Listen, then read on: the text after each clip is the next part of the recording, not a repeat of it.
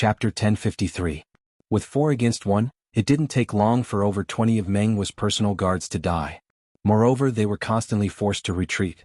If this continued, they probably wouldn't be able to save Xianghua, and Meng Wu would also die here.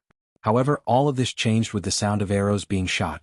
A group of about 50 men in black suddenly charged out. They were all dressed in black and had black masks covering their faces. They held small crossbows in their hands.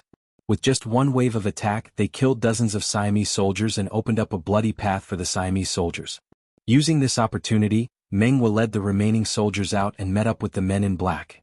It was also at this moment that Meng Wu saw clearly that the leader of the black-clothed group was actually a woman. Although he couldn't see her face clearly due to the black cloth covering her face, he could still make an accurate judgment based on her figure and voice. "General Meng Wu, we are here on the orders of the 6th young master to receive you. Leave this place to us. Go to the east gate first and open the gate. Right, this is for you. It will help you." The woman in the lead was the person in charge of Bangkok, Qingxi. As she spoke, she placed a sword in Meng Wu's hand. This is Chen Huang's sword?" Meng Wu was shocked when he saw the sword in his hand. "That's right. Chen Hong has been placed under house arrest by us. You are now the highest-ranking officer in the army. Go do what you should do." Qingxi nodded and then gave the order to the dozens of men in black behind her to kill the enemy. These were all brothers of the CIA's operations team. Before joining, they had all received secret training. In terms of skills, they might not be as good as the Lung brothers, but they were not far off. With the 3-on-3 battle formation, they were confident in dealing with 100 Siamese soldiers. Meng Wu took the sword and looked back at Xianghua Hamad, who had been rescued. He nodded lightly and left with his 4 soldiers. After leaving the dungeon, he rode straight to the east gate. At this moment in Bangkok, cannons were fired from time to time. The soldiers patrolling the streets mostly hid in places they thought were safe. Meng Wu led the 4 riders all the way to the east gate, where they saw thousands of Siamese soldiers standing guard. "I was appointed by General Ha Chunwang to open the city gates. Anyone who tries to stop me will be killed." Raising the sword in his hand high up, Meng Wu's shout rang out, causing many of the soldiers guarding the city to be dumbfounded. What the hell was this about opening the city gates? Don't tell me there's no need to continue guarding? A young Siamese general stepped forward and expressed his doubts. Meng Wu did not kill him. After all, the man in front of him was a Siamese soldier. He explained, "General Ha Chunwang has received the king's permission to open the gate and surrender. Now all we need to do is to open the gate. This way we can avoid dying in the war." "I see." After hearing this, the young Siamese general nodded in agreement. Most of the soldiers did not have the confidence to defend a lone city. Although there were many who were not afraid of death, no one wanted to sacrifice their lives for nothing. Now that there was an order from above, no one would defend the city gates. The thick gates slowly opened from the inside. The 5-star army, who had already reached the city gates in the dark, surged forward. The one at the front was the 5th Lu Division. They all held powerful firearms to open the way. The 6th young master's order was that if there was any danger, they could fire on their own. However, there were no gunshots. With Meng Wu around, the soldiers had already given up on resisting. The 5th Lu Division quickly took over the duty of guarding the city gates. Behind them were the brothers of the 1st Cavalry Division. With Division Commander Tian Hu in the lead, the mighty cavalry entered the city. Then, according to the plan, they charged straight for the capital of Bangkok. Following closely behind was the new army's 1st Cavalry Division. After Division Commander Lu Zhua and Meng Wu met up, they headed towards the northern city gate. They were going to open it up like before and lead the northern army's 5-star army into the city. In the diplomatic compound, General Ha Chunwang looked at the sword on his neck with a hopeless expression. Then he looked bitterly at Ma Dali and said, "Commander Ma, do you think that by kidnapping me the 5-star army will be able to enter the city smoothly?" Ha Chunwang had only brought 30 soldiers to the compound to express his sincerity. He did not expect that the other party would actually dare to make a move on him. Now he had failed in his own territory. "What do you think?" Ma Dali answered calmly. He even had the opportunity to take a sip of tea. He looked very confident. A platoon of Lung Feng suddenly attacked and caught Ha Chunwang off guard. The 30 guards he brought with him were either killed or injured. He himself was also subdued and his sword was taken away. In the face of this sudden turn of events, he was naturally stunned. However, he knew that this time there was nothing he could do. Without him as the commander, if the 5-star army really launched an attack, how would he deal with it? Ha Chunwang did not know that the five-star army had already entered the city. The east and north gates opened without shedding a drop of blood. Faced with the five-star army entering the city, the streets were already in chaos. Some of the Siamese soldiers resisted on their own without orders. However, most of the soldiers retreated to their barracks. Without orders, they did not know whether they should resist or not. They simply retreated to their barracks and waited for orders. The 1st Cavalry Division that had slaughtered their way into the inner city was like an unstoppable sword. Along the way, anyone who stood in their way was quickly eliminated. In less than 2 hours, they had arrived at the palace. At this moment, facing the sudden arrival of the five-star army, the palace was already in chaos. The 5,000 palace guards who were left behind to guard the palace started a desperate resistance. At the same time, they sent out a call for reinforcements, hoping that reinforcements would arrive before the cavalry breached the palace. However, it was useless. How powerful was the 1st Cavalry Division? When faced with pure cold weapons, even Lung Feng was no match for them, not to mention the palace guards who were used to living in luxury and were used to being superior. These people were arrogant. It was useful to scare ordinary soldiers. However, when faced with the elite 5-star army cavalry who were used to life and death, they did not even take an hour. After throwing nearly 2,000 corpses, they completely collapsed. Some fled and some surrendered. The king of Siam, Ili Chi, was sitting in the main hall in his royal attire. Beside him stood hundreds of palace guards. However, at this moment, their faces were filled with fear. Obviously, these people knew what they were about to face and were already terrified. However, Ili Chi's expression was calm. After all, he was the king who had founded the glorious era of the great city. He was still very courageous. He even once thought that the glory of Siam was about to arrive. As the king, he had a bright future. However, he had no choice but to meet the 5-star army. The sudden appearance of this army destroyed his original plans for the country and for his life. If the king had read about the 3 kingdoms, he would have immediately thought of He Xingdong's idea. The moment the cannons roared above the capital, he had a bad feeling in his heart. His intuition told him that the 5-star army was about to attack the city. He immediately ordered someone to look for Chun Hong to discuss the upcoming battle of defending the city. Unfortunately, he did not find him. Not long after, news came that the city gate had been breached and the 5-star army had entered the city. When he first heard the news, Ili Chi almost fell from his throne. He knew that everything was over. The 5-star army had entered the city without shedding any blood. He was afraid that he would be in danger soon. He immediately gave the order to summon more troops to protect the palace. However, at this moment he realized that the commander's seal was not in his hands. He could only blame himself for trusting Chun Hong too much. He was afraid that Chun Hong would not be able to command the troops and handed over the commander's seal. Now he did not have the commander's seal. Mobilizing the troops was just a thought. What happened next was very clear. The vanguard cavalry of the 5-star army had arrived. The 5,000 palace guards were defeated in less than an hour. As the king, Ili Chi knew that the situation had changed. However, he did not want to throw away his dignity as the king of the country. Thus, he brought over 100 guards to guard the palace. At this moment, he still had a glimmer of hope. That was that the troops that came to save the king could arrive. When that time came, with the advantage in numbers, he might be able to fight against the 5-star army. As long as he could hold on for long enough, the other countries that did not like the 5-star army or did not want to see the 5-star army grow stronger would take action. When that time came, there might be a chance of victory. Ili Chi, who had hope in his heart, saw the 5-star army in front of him. He knew that the situation had changed. In the end, all thoughts were just thoughts. You must be the king of Siam. If you surrender now, you can still live. Your guards can also be spared from death. Tian, who walked in with 2 swords in his hands. He looked at Ili Chi, who was still sitting on the throne, and said loudly. Ili Chi was not moved by Tian Hu's persuasion. He wanted to continue resisting. Perhaps the longer he held on, the more chances he would have. Since Ili Chi did not surrender, Tian Hu did not hold back. He knew that there were close to 400,000 Siamese soldiers in the city. If he did not seize the moment, there might be a change in the situation. A ruthless look flashed across his eyes. He pointed to the opposite side and said, "Archers, get ready. Other than the king, kill everyone else." Chapter 1054. In terms of archery, if the 1st Cavalry Division said that they were the 2nd, then no one would dare to say that they were the 1st.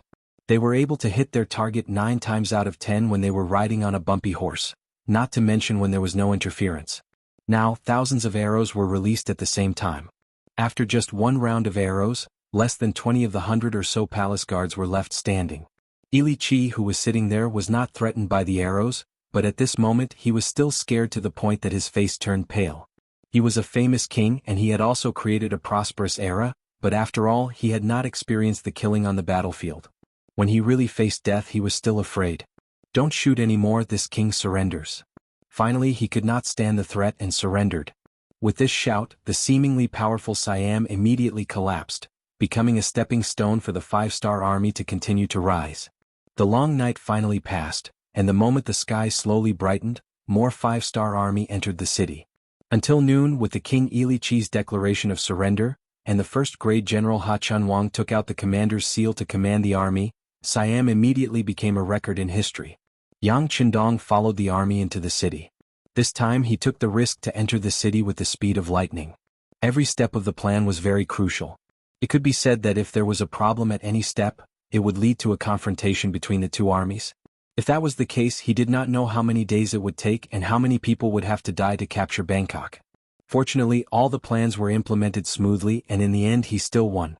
As soon as he entered the city, Yang Qindong met the former Prime Minister Hamad and General Meng Wei in the palace. They would also be important talents who would help him manage and rule Siam in the future. In front of everyone he first changed the name of Siam to Thailand Province, and then appointed a person named Zhang Zhao as the governor of Thailand. This management talent who had worked in the Chichen city for more than 4 years was finally released and became a real power manager. As soon as possible, restore the power of the people, restore the economy, and the migration of the population. I will ask you to do it. I hope that the next time this prince comes, this place will have changed greatly, and I will be able to see sincere and satisfied smiles on the people's faces. After stating his wishes, Yang Qindong arranged for people to send Li Qi to Crimson Nest City. He would become another king who was under house arrest there. He was not the first, nor would he be the last.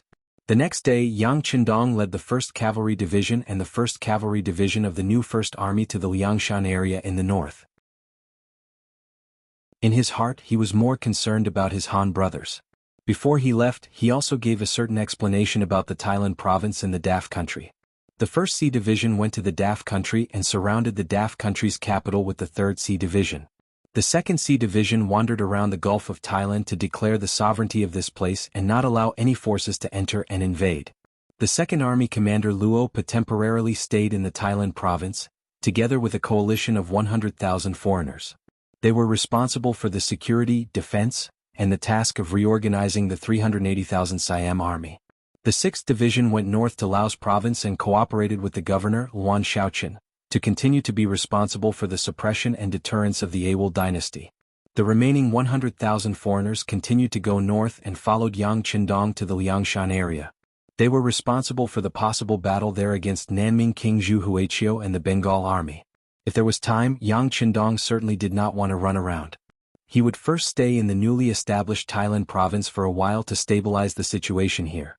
Now it was November. After a month, he would return to Crimson City before the end of the year and celebrate the new year with his wives.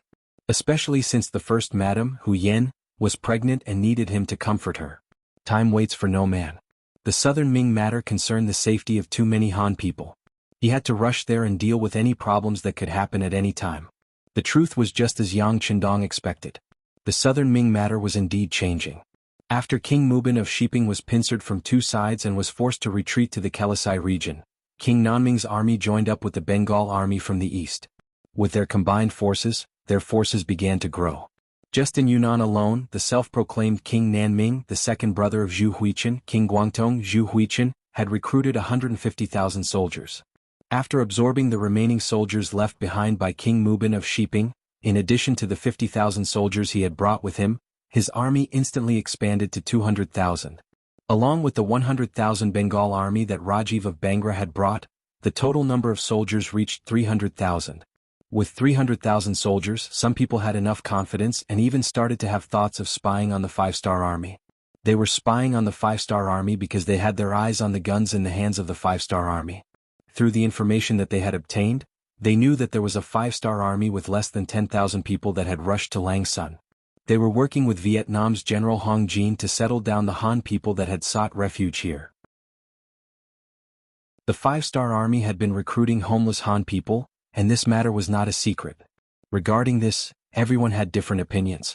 In this era where human rights were not valued, the lives of the commoners were like grass. This was especially so for the commoners who had no money and no food. Using the word refugees to describe them was the most appropriate. They really did not know what they could do by recruiting such people.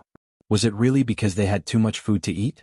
Although the appearance of high-yield crops like potatoes had indeed solved the problem of the commoners' stomachs. However, with so many commoners going over, not only did they have to eat, but they also had to wear clothes and housing. All in all, it was not a small financial burden. Even if one had a large family facing such a huge population, one would not be able to handle it. In truth, at the start of the year, when Yang Qindong was still in Chichen City, they had already started to test out the pension insurance policy. It was not much different from the future, except that the workers and commoners would pay a certain amount of insurance each year, ensuring that they would not have to worry about food and clothing in their later years. The only difference was that the age limit for men to receive insurance was set at 50 years old, while women were set at 48 years old. After all, in that era people's lifespans were relatively short. If they could only retire at 60 years old, it would be a huge blow to everyone's enthusiasm. Because it was a trial, only the Han people could participate in the insurance. Other foreign races did not have the right to participate in this policy. Even so, they were not able to receive much gold and silver, which greatly reduced the financial burden on Chichen City. Yang Xia was very good at earning money, this was publicly acknowledged. Their products were very diverse, and just from the business side the profits they brought every year were shocking. However, at the same time they could also spend money. Some provinces were still not self-sufficient, and still needed to rely on Chichen City for subsidies. In addition, there were constant battles and the financial pressure was immense. Once this insurance policy was released, it would indeed solve a lot of problems. It would also allow Yang Shi to have the ability to continue recruiting more homeless Han people. Zhu Huichen did not know about this, nor did he care about it. What he was interested in was the firearms in the hands of the High 7th Division. He had thought that if he could obtain such advanced weapons, when he faced off against the Southern Ming Empire, his confidence would be greatly boosted. Even unifying the entire Southern Ming Empire would not be a problem. With this thought in mind, Zhu Huichi looked for General Rajiv of the Bangladesh Army and Wu Yingtu of the Miao province, who followed him to discuss whether they should ambush a five-star army and snatch their weapons. The three of them gathered together, and when they heard that they were going to face off against the five-star army, Wu Yingtu, who knew the details, was the first to speak. It is said that the five-star army is very powerful, it is not wise to be their enemy. Speaking of which, Wu Yingtu had also heard about the encounter between Miao Jinlong and the five-star army. He had some lingering fears and was even a little scared. The remaining General Rajiv was dumbfounded. Obviously, his understanding of the five-star army was lacking. He could not understand why Wu Yingtu, who looked very sturdy, would be so cautious and even a little afraid when talking about this army. Zhu Huichen laughed. Wu Feng, although the five-star army is powerful, we have already received news that their main force is attacking Siam. There are 400,000 troops there, it is enough to make them suffer. Taking advantage of this opportunity, we should be able to deal with the five-star army. Moreover, I never fight an unprepared battle. I have already arranged for 3,000 elite soldiers to disguise themselves as ordinary Han people and head to Liangshan shelter. Once we launch an attack, we can attack from both sides and victory will definitely belong to us. At this time, Guangdong King no longer hid his trump card and showed it to everyone. At this point, Wu Yingtu finally stopped talking. After all, his Miao army only had 10,000 soldiers out of the 200,000 soldiers. If not for the fact that he brought the elites of the Miao army, he would not even have the right to speak. Rajiv was a person who was proficient in the Chinese language. This was the main reason why he could lead 100,000 Bengali soldiers. When he heard that he could take advantage of the situation, he could not help but say, "Since that is the case, what are we waiting for? Your Highness, let's make our move tonight." "Sai, there is no hurry. The agreed time is 3 days later. We still need to wait for the brothers over there to be ready," Zhu Huichen said calmly. Obviously he already had a card up his sleeve. The 3,000 elite soldiers were indeed arranged to enter Liangshan shelter. Regarding this matter, the commander of the 7th Army, Tian Su, who was in charge of the shelter, and the temporary general of the shelter, Vietnamese General Hong Jin, knew nothing about it. There were simply too many Han people who came to seek refuge and protection every day. There were so many that they did not even have the time to distinguish between them. This also caused the shelter to be a mix of good and bad people, and even incidents of fighting occurred frequently. Chapter 1055. As long as no lives were lost, the 5-star army would not care. After all, they did not have enough manpower to do so. The 7th Army had over 8,000 men, and even with the 15,000 men of Vietnam General Hong Jin, they only had about 20,000 men. Facing the hundreds and thousands of Hans that were rushing over every day, they were not strong enough. General Hong, I've already received a telegram. The matter at Sianluo City has been resolved. Currently, the 6th Young Master is leading 2 cavalry units north. We just need to stabilize the situation. Once the 6th Young Master arrives, everything will be fine. Tian Su looked at the number of people in the shelter and felt worried. However, he did not show it on his face. As a general, one of the most important things was to learn to be calm. No matter what the situation was, they would not panic. As an experienced veteran, Tian Su naturally understood this principle. When he heard that the 6th Young Master was leading his elite cavalry towards Lang Sun, the worried Hong Jin heaved a sigh of relief. That's good. How about this? I'll immediately arrange for the troops to send a group of people back. Otherwise, as the number of people in the shelter increases, there will be problems sooner or later. Arranging for the troops to send the people back would require them to pass through the Lang Sun rainforest. That meant that they would have to split up. Tian Su, who was already lacking in manpower, did not object. He agreed and said, "All right, I'll leave it to General Hong." Just like that, the 5-star army, which was originally lacking in manpower, was split up by another 3,000 soldiers. As such, the total number of soldiers left in Langshan was only slightly over 20,000. However, there were still 50,000 civilians left in Langshan. Furthermore, more and more people were arriving every day. At this rate, the pressure would only increase. What was even more unexpected to Tian Su was that among the nearly 50,000 people, there were also 3,000 elite soldiers sent by King Guangtong Zhu Huihua. They disguised themselves as ordinary people and scattered around. In the chaotic situation, they did not attract the attention of others. It was only on the night of the appointment that these people began to gather together.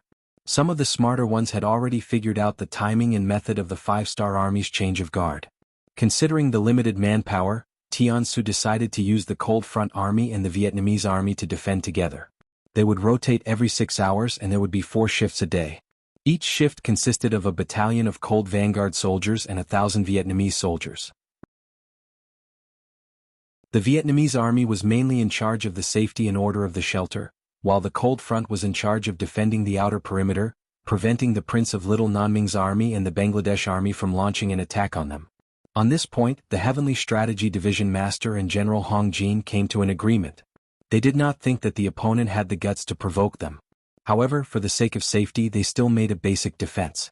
That night, Battalion Commander Zhou Shishue brought a battalion of 400 soldiers to take over the defense. They would be responsible for the security of the perimeter for the next 6 hours. At that time the sky would be bright. It was November. Even in the south, it was cold in the mornings and mornings.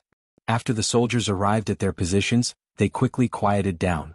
In order to preserve the heat in their bodies, there were very few people who spoke. After Battalion Commander Zhou began to change the defense, Zhu Jian also began to gather his 3,000 subordinates to prepare for a counterattack. According to Prince Guangtong's plan, they had decided to launch a surprise attack at night, leaving them less than an hour. Zhu Jian was a subordinate that Zhu Huiyun had favored, and this time he had given him such an important mission. General Zhu also wanted to make use of this opportunity to showcase his skills. As he gathered his subordinates, he called for a few of the leaders and instructed them, "In a while we will first deal with the 1,000 Vietnamese soldiers. Their strength is average and not hard to deal with. After that, we will set fire to the perimeter. After that, the 500 of you will join me to deal with the 5-star army. They have many firearms in their hands. Once we can get our hands on one, we will have done a great deed. The more we get, the greater the merit, understand? Please rest assured, General Zhu, we know what to do." A few of the leaders had a smug look on their faces, before they laughed coldly, as though their evil plan was about to succeed. Time passed by slowly, and there was only a quarter of an hour left before the agreed time to launch the attack. Zhu Jian then gestured for them to start moving, and the 3,000 elite soldiers immediately pulled out their weapons, as they slowly made their way towards the 1,000 Vietnamese soldiers. How could the 1,000 Vietnamese soldiers know that something like this would happen? Some of them were still leaning against the trees, resting with their eyes closed. Suddenly their mouths were covered by someone, and they felt a sharp pain in their necks. Their strength was quickly drained away and their blood flowed out. This scene happened in many different places, and one by one the unprepared Vietnamese soldiers were killed. In order to cover up the stench of blood and to prevent the five-star army from coming to their aid, huge fires started to burn all over the shelter, and soon after, the sky was dyed red by the blazing flames. Haha Zhu Jian and the rest have already begun to move. Order the entire army to attack. On the outskirts of Lang Mountain, Prince Guangtong Zhu Huayun's eyes flashed with a pleased glint as he gave the order to attack. At the same time he turned to General Rajiv and said, "This time it's up to your cavalry." "That's easy. We have 20,000 cavalry, and it's enough to trample any enemy formation," Rajiv said with a face full of pride, as he also had the confidence to do so. After all, when cavalry faced infantry they had a natural advantage. In this way the hooves of the horses stomped on the ground, and the rumbling of the ground resounded. In the darkness, a black mass of enemies flew toward the Langshan asylum. The moment the flames started to burn behind them, Zhou Shishua knew that things weren't looking good, and a few of his company commanders had also requested for a counterattack.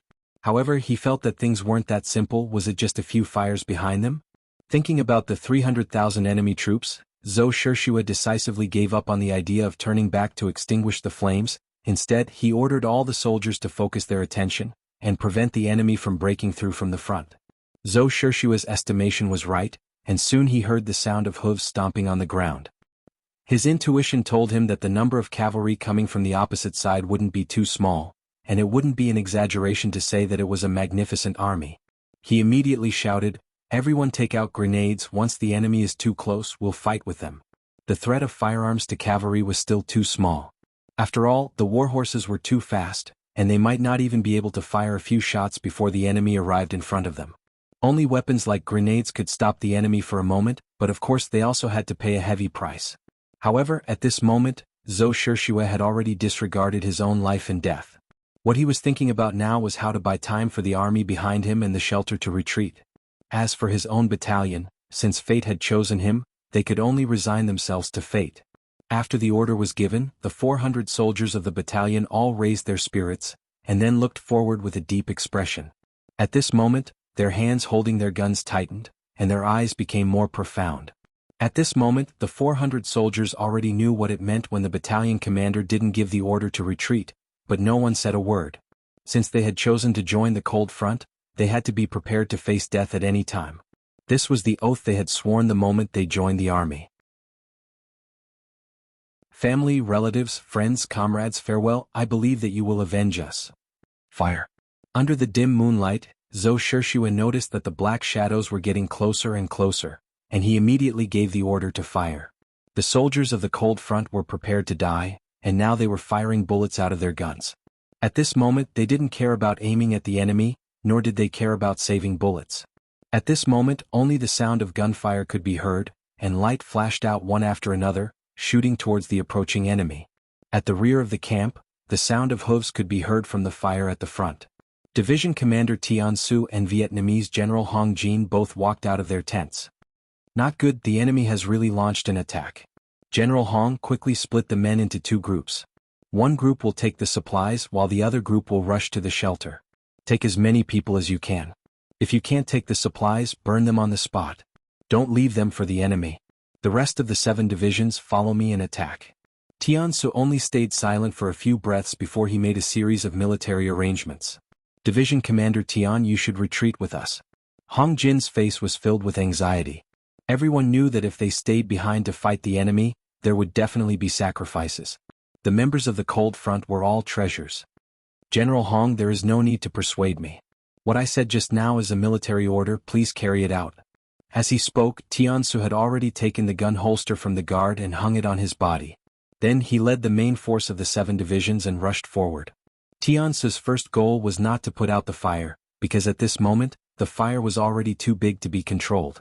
What he wanted to do now was to rescue the battalion that was responsible for defending the perimeter. That was the 400 Cold Front brothers. However, the soldiers of the 7 divisions had only rushed forward a few hundred meters when a series of explosions sounded in their ears. From afar they could see flashes of fire.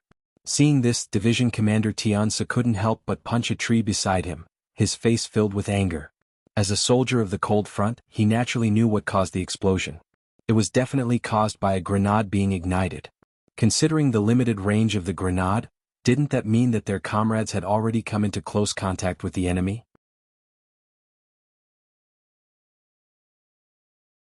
Chapter 1056. That was an opponent with 300,000 soldiers. With only 400 people, it was easy to guess what kind of situation would occur. Everyone knew that the entire battalion of Lung Feng brothers was probably going to be wiped out. What should we do? 1st Regiment Commander Bu Hai walked in front of Tian Su and asked for instructions. His mood was very heavy since this battalion of soldiers belonged to his regiment. Stop advancing. Plant landmines to stop the enemy from advancing. Then retreat in batches.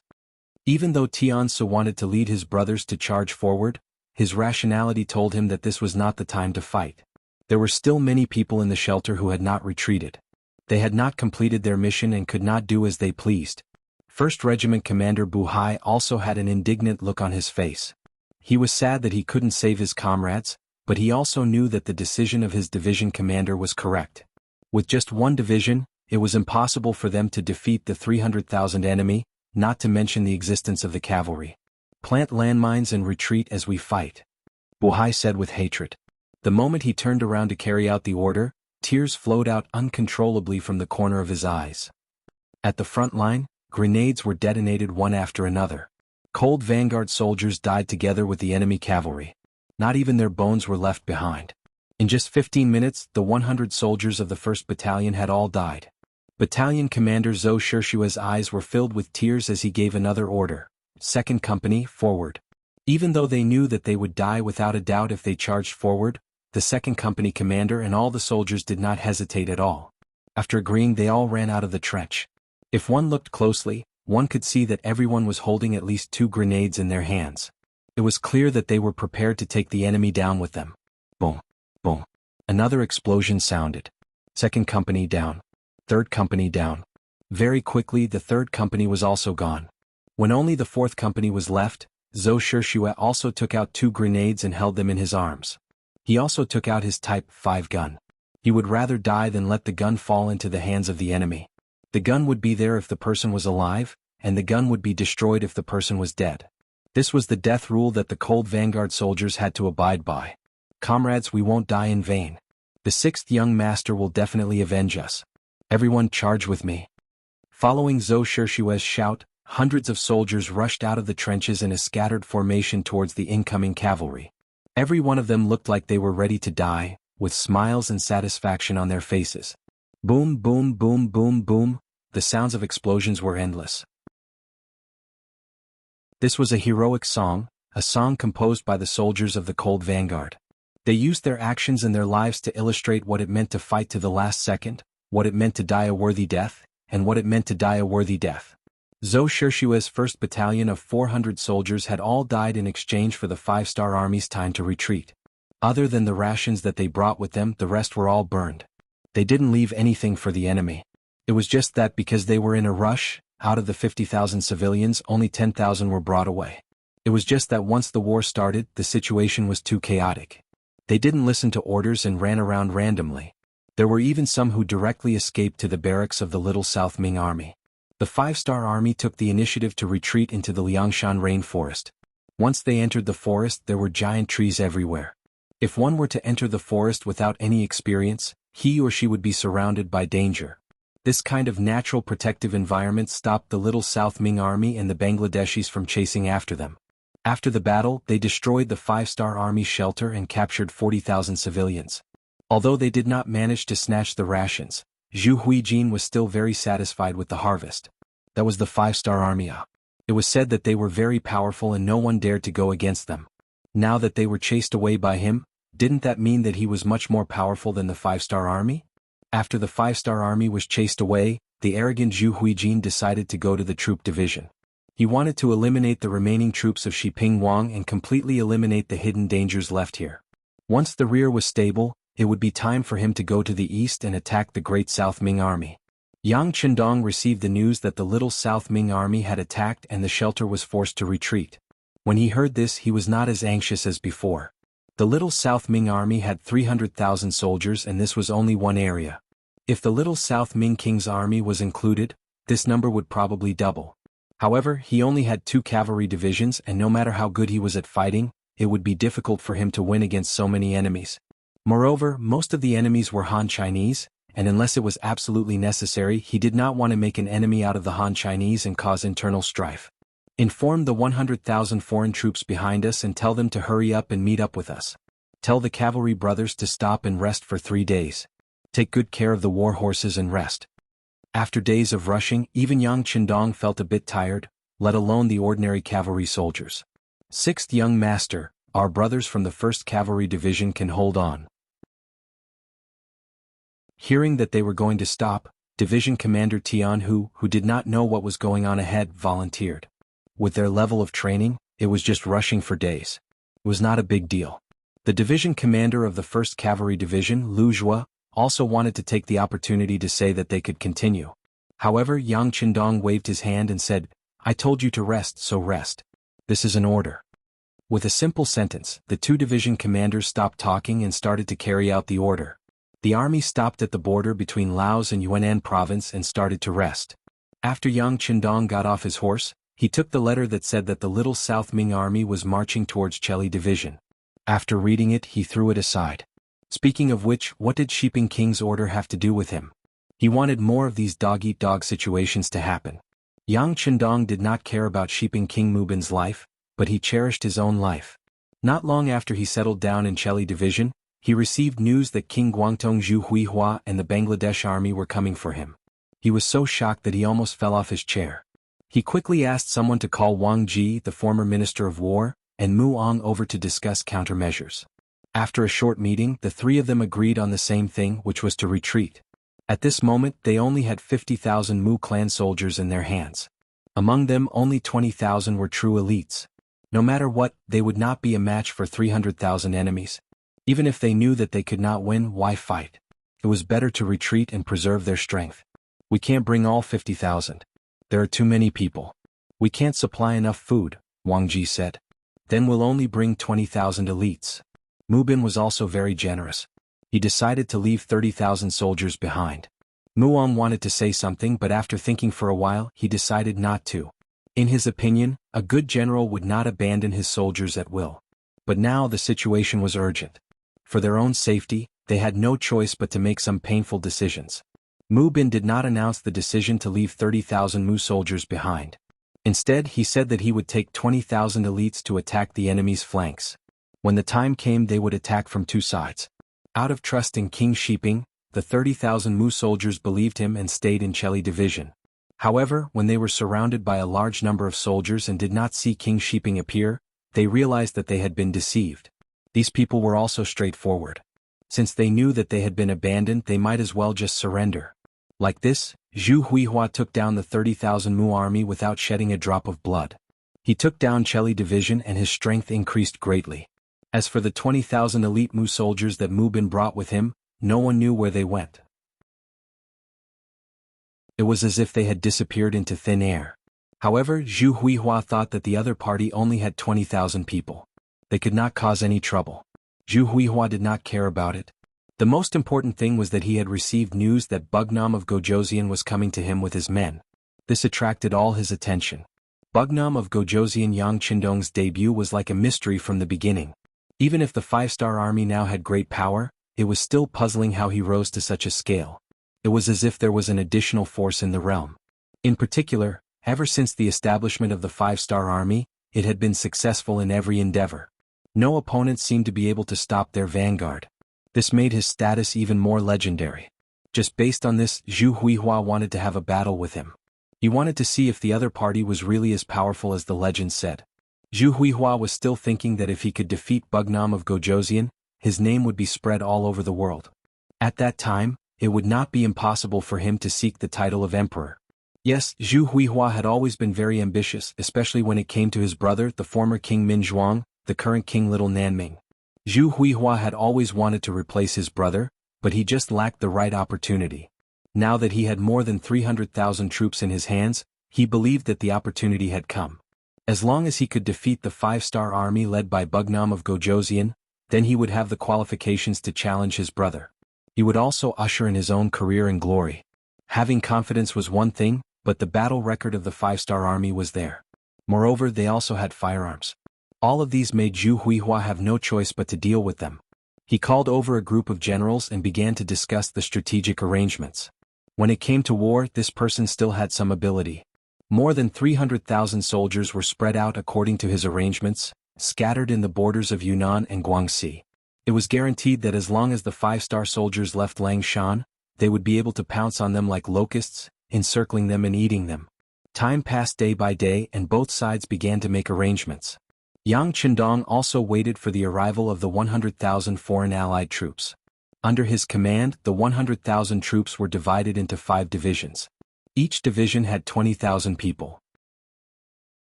Chapter 1057.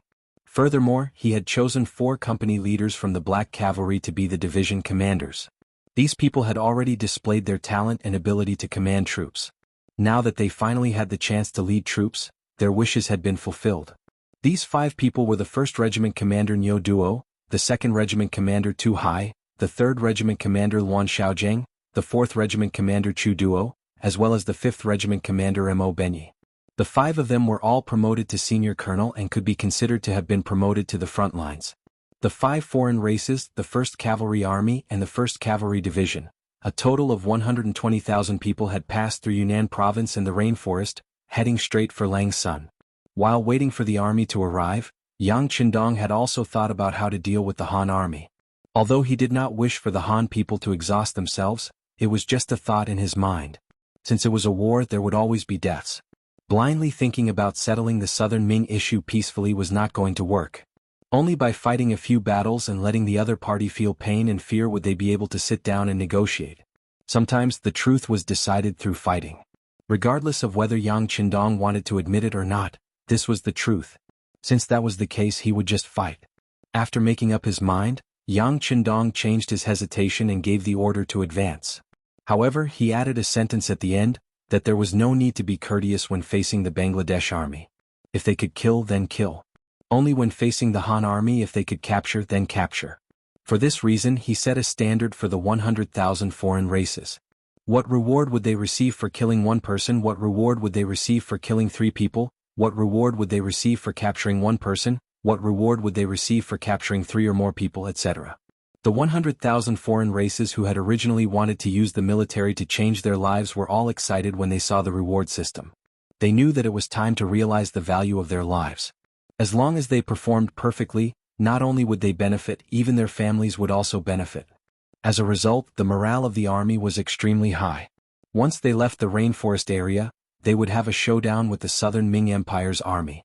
In order to fight this battle well, long before Yang Qindong arrived, the 7th Army had already sent out all of their scouts. In addition, Chief of Intelligence Yang Qindong had also sent out a large number of department elites to the 2 provinces to investigate the enemy situation.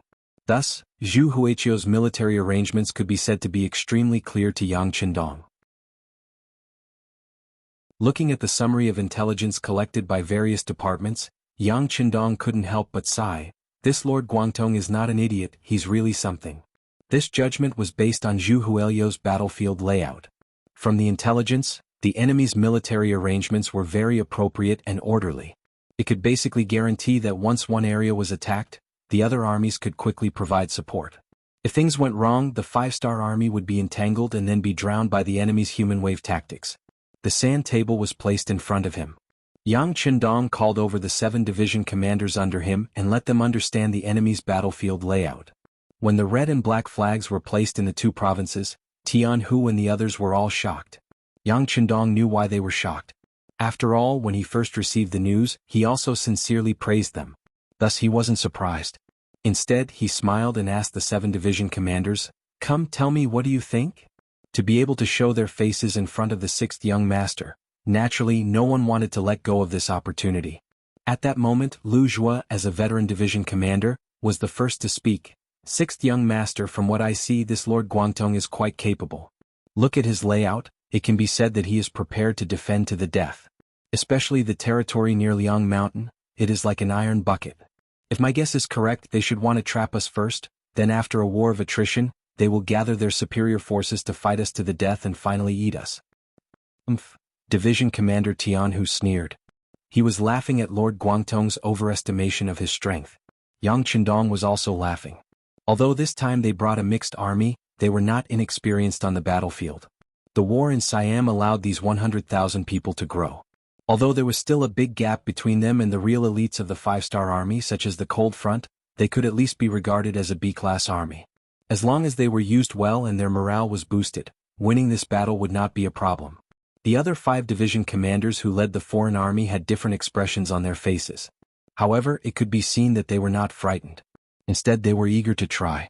This was their first battle after becoming division commanders. Naturally, everyone wanted to perform well.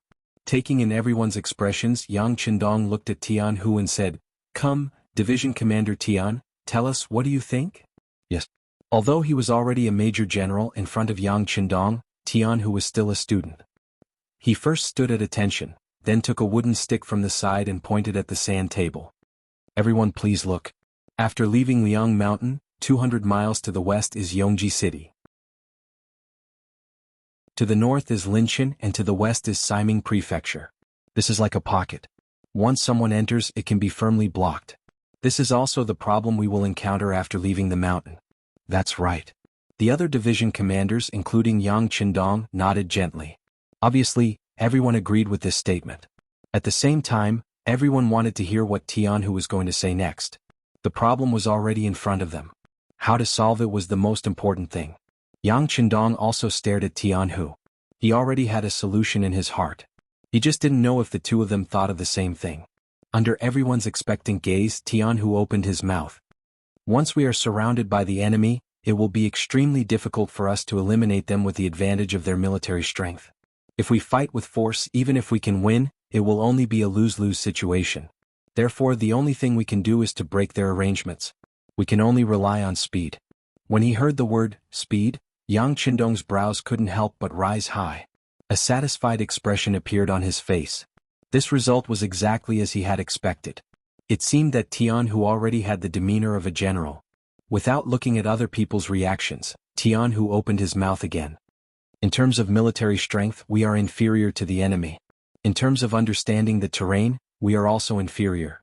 Most of us are composed of foreign allied forces. We have just entered the southern Ming land, and there are many aspects that we need to adapt to. Just from this analysis, the situation is not good for us.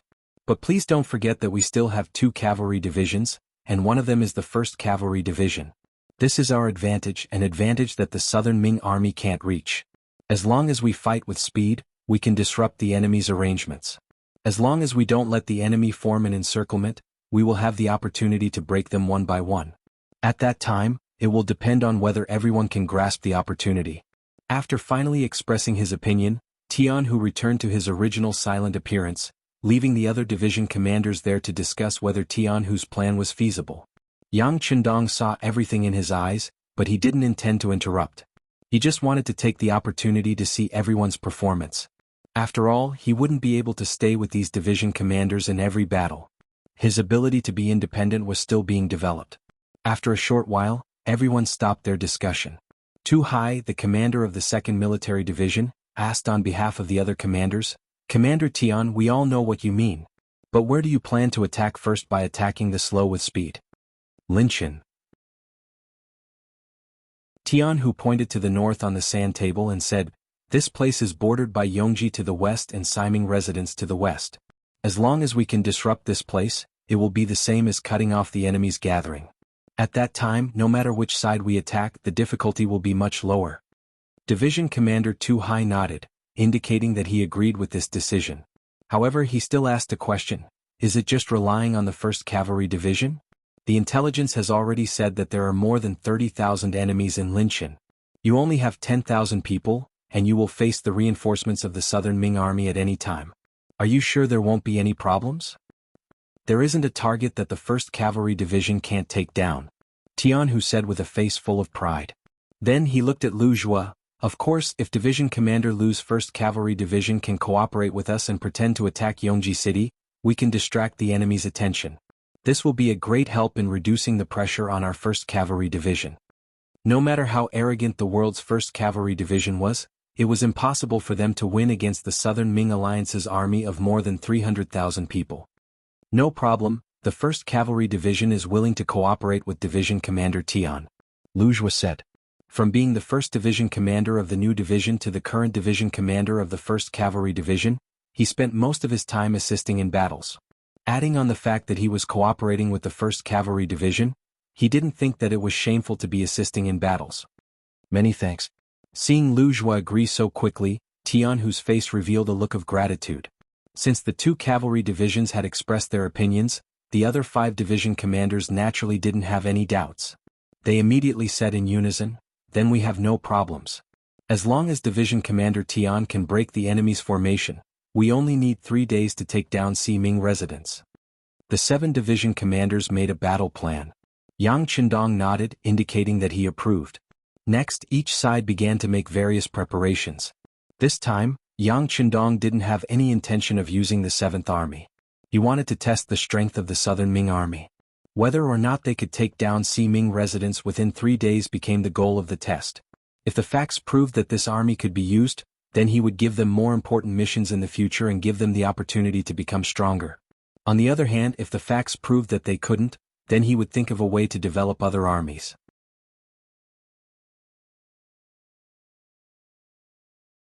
Chapter 1058. Unifying the world and making the Han Chinese the leader. This was something that many experts had never thought of before. Not only did Yang Qindong think of it, but he also wanted to make it a reality. Originally, he would have to face all sorts of problems, and some of the decisions he made would have to be made repeatedly. However, once the facts proved that he was right, he would definitely persevere. Just like the Foreign Alliance, the outcome of this battle would determine whether Yang Qindong would vigorously develop them in the future or directly cancel them. After the decision was made, as the side that was going to attack the city, the 5 Foreign Races Alliance continued to travel through the rainforest. They also used their rest time to cut down trees and make ladders. Although they had not completely left the rainforest and arrived at Lang Sun, the aura of war was already very strong. Another 10 days passed, and the 120,000 5-star army finally arrived at Lang Sun, meeting up with the 7th Army and the Vietnamese Army. The Heavenly Strategies Division and Hong Jin came up to Yang Qindong with a guilty look on their faces. After whispering to the 6th young master, they did not dare to raise their heads. "Raise your heads." Looking at the 2 generals, Yang Qindong shouted angrily. Being shouted at, the 2 of them had no choice but to raise their heads, and they saw Yang Qindong's angry expression. When their eyes met, the latter said, "This battle was not your fault. The enemy had 300,000 people, and you only had 20,000. This was not a fair battle. You were able to escape unscathed and even brought back 10,000 Han civilians. This is already a great achievement. What is there to be ashamed of? One couldn't be without pride. Otherwise he wouldn't be a qualified general." If Tian Su and Hong Jin couldn't recover, Yang Qindong would have no choice but to transfer them out of their current posts and take up civilian positions elsewhere. After all, if a general was not hot-blooded, how could he win a battle? Now the questioning was just his last effort. It would be best if he could scold them to wake them up, but if he couldn't, he could only give up. Luckily, Tian Su and Hong Jin were still very courageous. They felt guilty not because they couldn't defeat the Southern Ming Alliance, but because they had suffered losses in this battle, especially the 7th Army. Zhao Shishua's 1st Regiment and 1st Battalion were completely annihilated. Not a single person escaped. As a teacher, Tian Su felt that he had a responsibility. Originally, he thought that the 6th young master would blame him, but unexpectedly, that was not the case at all. The 2 raised their heads and saluted together, saying, "6th young master, don't worry, we're already prepared. We're just waiting for the main force to arrive. Once the order is given, we'll join the counterattack. We want to avenge our comrades who died in the shelter. Revenge is a must, but we won't need you in the first battle. The 7th Army will stay by this young master's side. The Vietnamese Army will continue to take care of the Han people, including the captives on the battlefield. Do you have any problems with that?" Comparatively speaking, as a local army, the strength of the Vietnamese army was considered the weakest. At most, they could be considered as a C-grade soldier. Even if there were many of them, their usefulness on the battlefield would be limited. Knowing that, it would be better to leave them at the rear and do some work within their capabilities. Since it was Yang Qindong's order, of course no one would object. The 2 generals thus agreed. After the 2 sides met up, they prepared to leave Lang Sun and attack the Little Nanming Alliance. This time, Yang Qindong wanted to use reality to tell those who dared to spy on the five-star army that they were not to be trifled with. They had already made their preparations. On the third day after meeting up with the 7th Army and the Vietnamese Army, the 1st Cavalry Division was the first to move out. They headed straight for Linchin in the northeast. Following that, the 5 outsiders also moved out. They had their eyes on Ximing Prefecture in the east. The last to move out was Lu Zhua's 1st Cavalry Division. They went to Yongji City in the west to cooperate with Division Commander Tian Hu. They finally moved. Nanning Prefecture, the central city of Guangxi. Guangdong King Zhu Huitu was currently presiding over the situation. Only half a day after the 5-star army moved out, a carrier pigeon brought the news. He said coldly, "Send people to investigate again." The scout left. Zhu Huitu started to read some information about the 5-star army. There were reports about the 1st Cavalry Division and the 1st Cavalry Division. However, because the outsiders had just been formed, they had only shown their might in Siam. There were not many records about them. Even so, the current information was enough for Zhu Huichun to analyze it properly. After an hour, Zhu Huitu shook his stiff neck and said, "The 1st Cavalry Division is not to be trifled with." This conclusion was not hard to come to. After all, this unit was too famous. Wherever they appeared, they would stir up trouble. Once Yang Qindong met with trouble, this unit would be mobilized and become the strongest killing weapon. When they took down the Phnom Penh dynasty, this unit was the main force. It only took them 31 days to take down a kingdom. This was almost unimaginable. However, they did it. With this, even Zhu Huitu did not dare to be careless. As the saying goes, pick the soft bone first. He did not want to meet such a strong opponent and dampen the morale of his soldiers. Just as he made the decision not to become enemies with the 1st Cavalry Division, a second carrier pigeon arrived. The details of the 5-star army moving out over 100,000 people were revealed. Guangxi was the territory of the little Nanming king. Many places here were filled with their spies. It was undoubtedly difficult to avoid the spies. Yang Qindong did not intend to hide the movement of the army. He came openly and wanted to see how the little Nanming king would deal with it. Previously, Yao Yingjun, an intelligence agent in the little Nanming king group, had already sent news that Zhu Huitu was sinister and cunning. He was the kind of person who was not easy to deal with. However, Yang Qindong still did not put him in his eyes. He believed that with the strength of the 1st Cavalry Division, even if they could not defeat the opponent, if they wanted to retreat, no one would be able to stop them. Yang Qindong was too confident. He did not expect Zhu Huitu to not become enemies with the 1st Cavalry Division at all. Instead, he targeted the 1st Cavalry Division.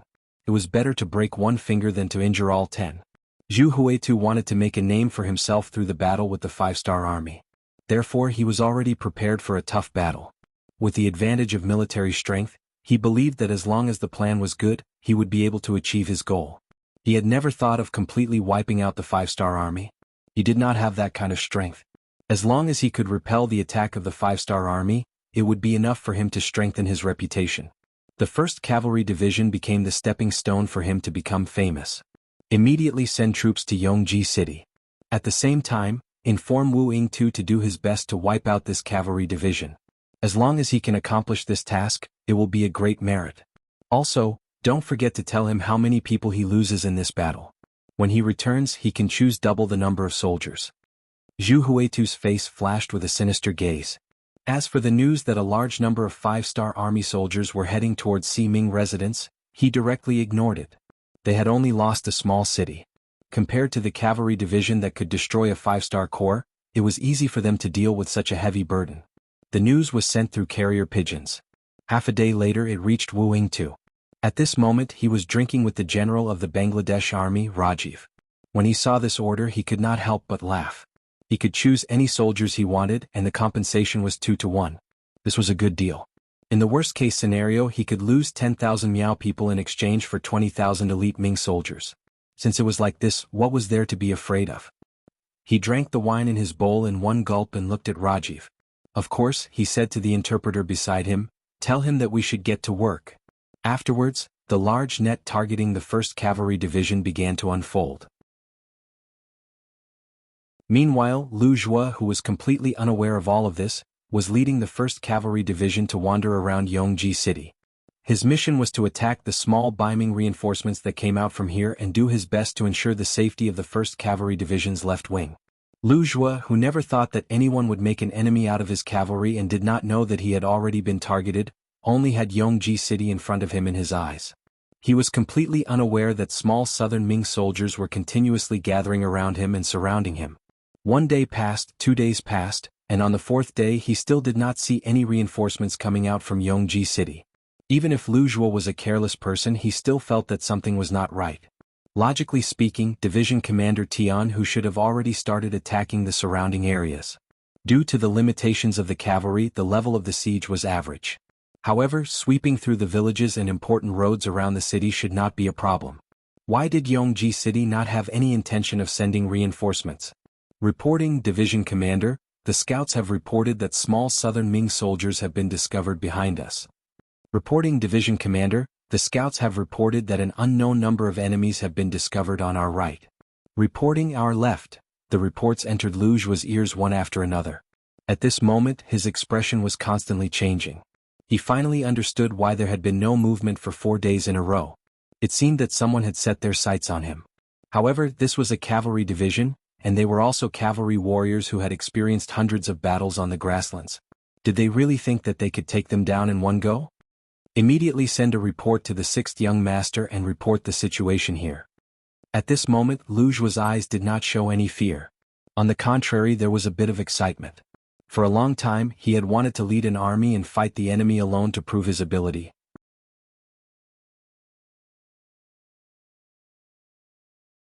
Chapter 1059.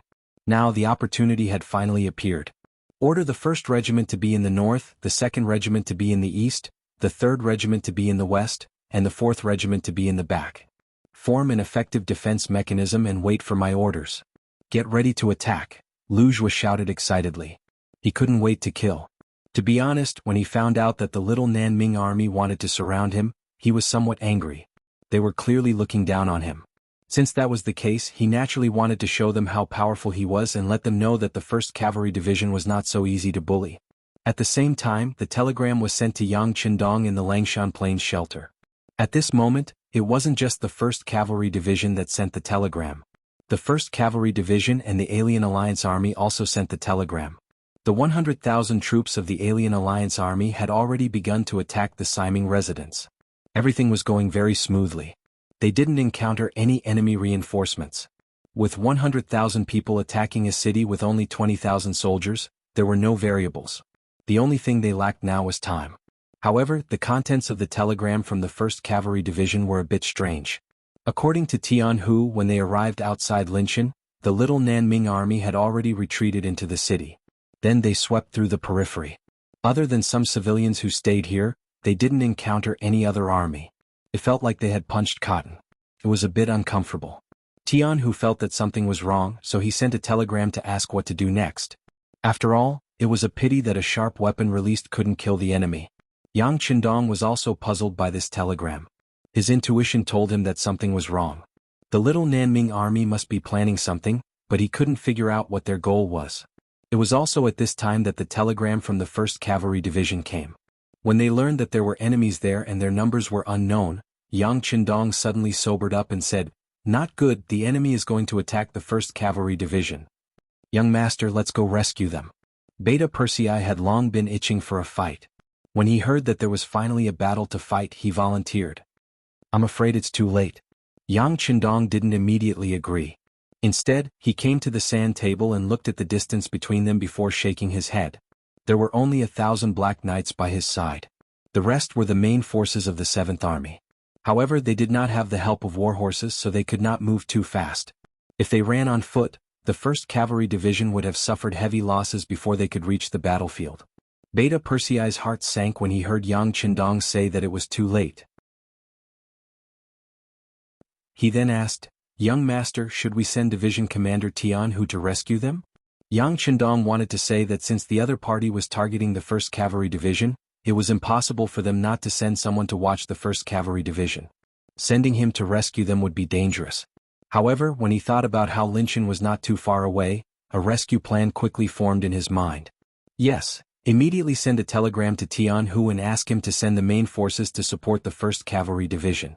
Tell him that if someone tries to stop them, don't be afraid. Young master, I will immediately lead the troops to support them.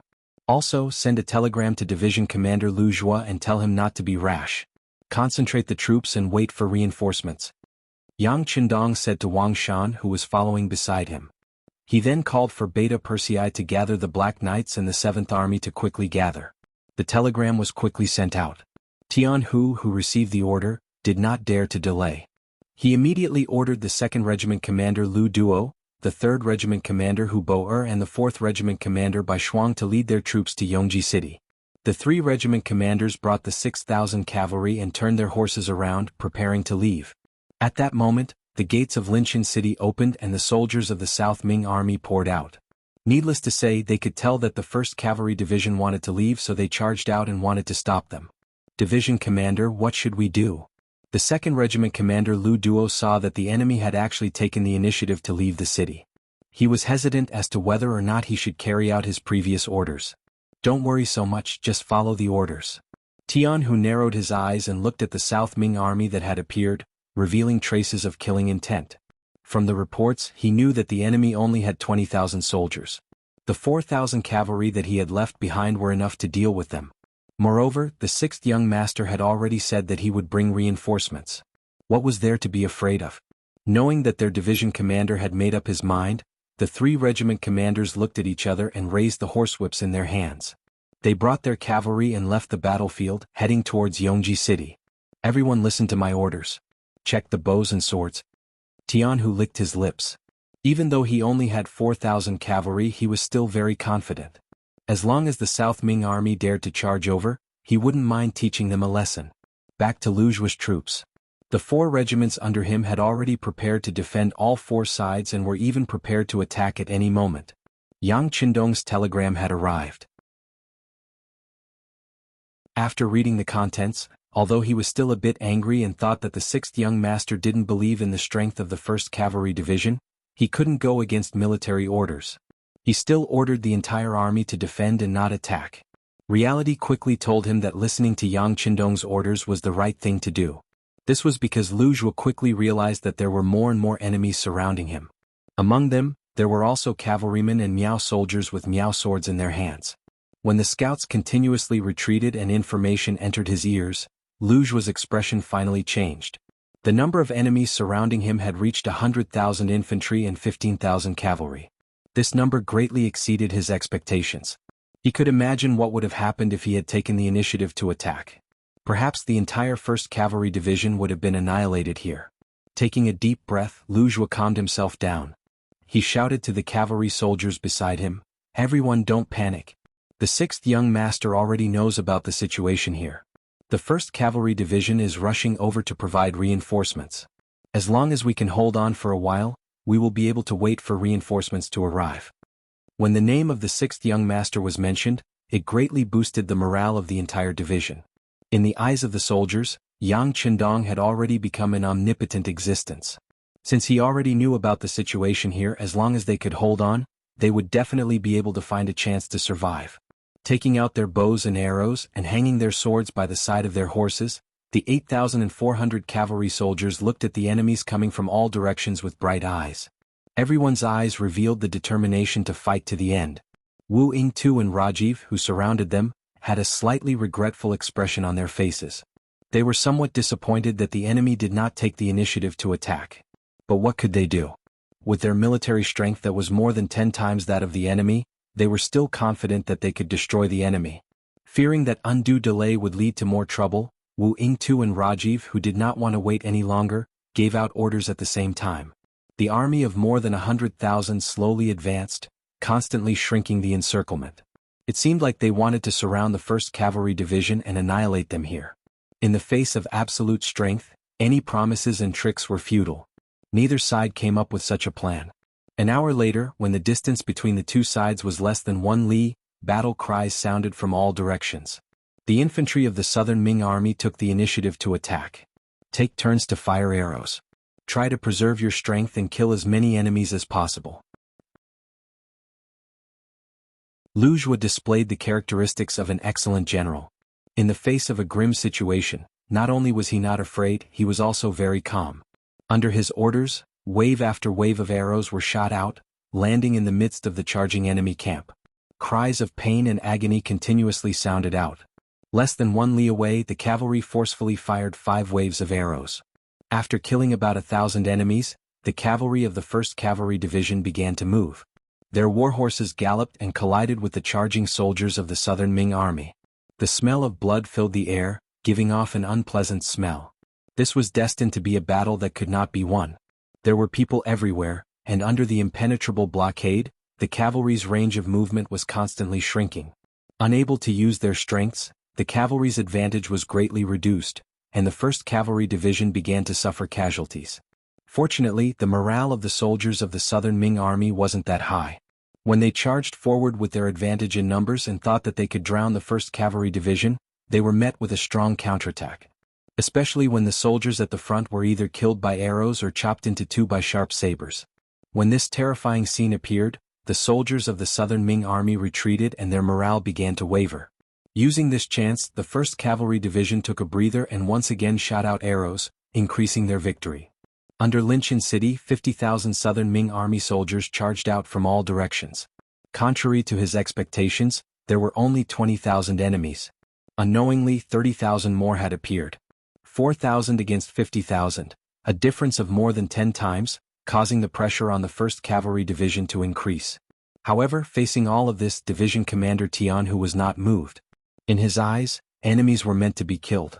There was no difference between 1 enemy and 10 enemies. The war horses galloped and did not retreat.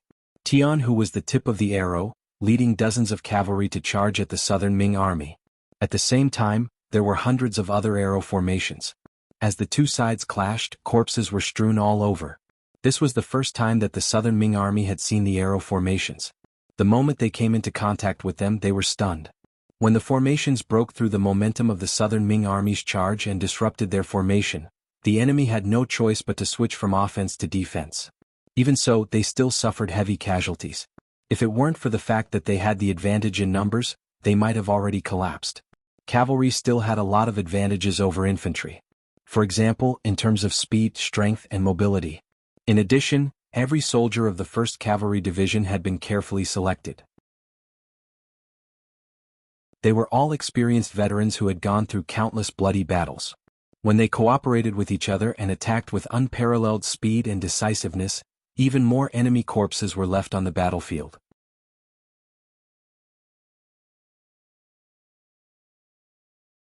Chapter 1060. In front of Yongji City, the bloody battle continued. After losing the first battle, 15,000 Bengali cavalry joined in and greatly suppressed the 1st Cavalry Division's counterattack. Both sides were cavalry, and even though the 1st Cavalry Division's fighting strength was stronger, they still showed signs of fatigue in the face of more and more energetic enemy cavalry. The 1st Cavalry Division's casualties began to increase. At the start, there were only a few dozen casualties, but now there were hundreds. This number was still increasing.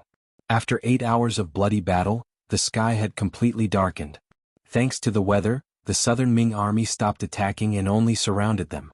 Using this opportunity, Lu Zhuo ordered the soldiers to rest and reorganize. Then, countless soldiers jumped down from their horses with tired faces.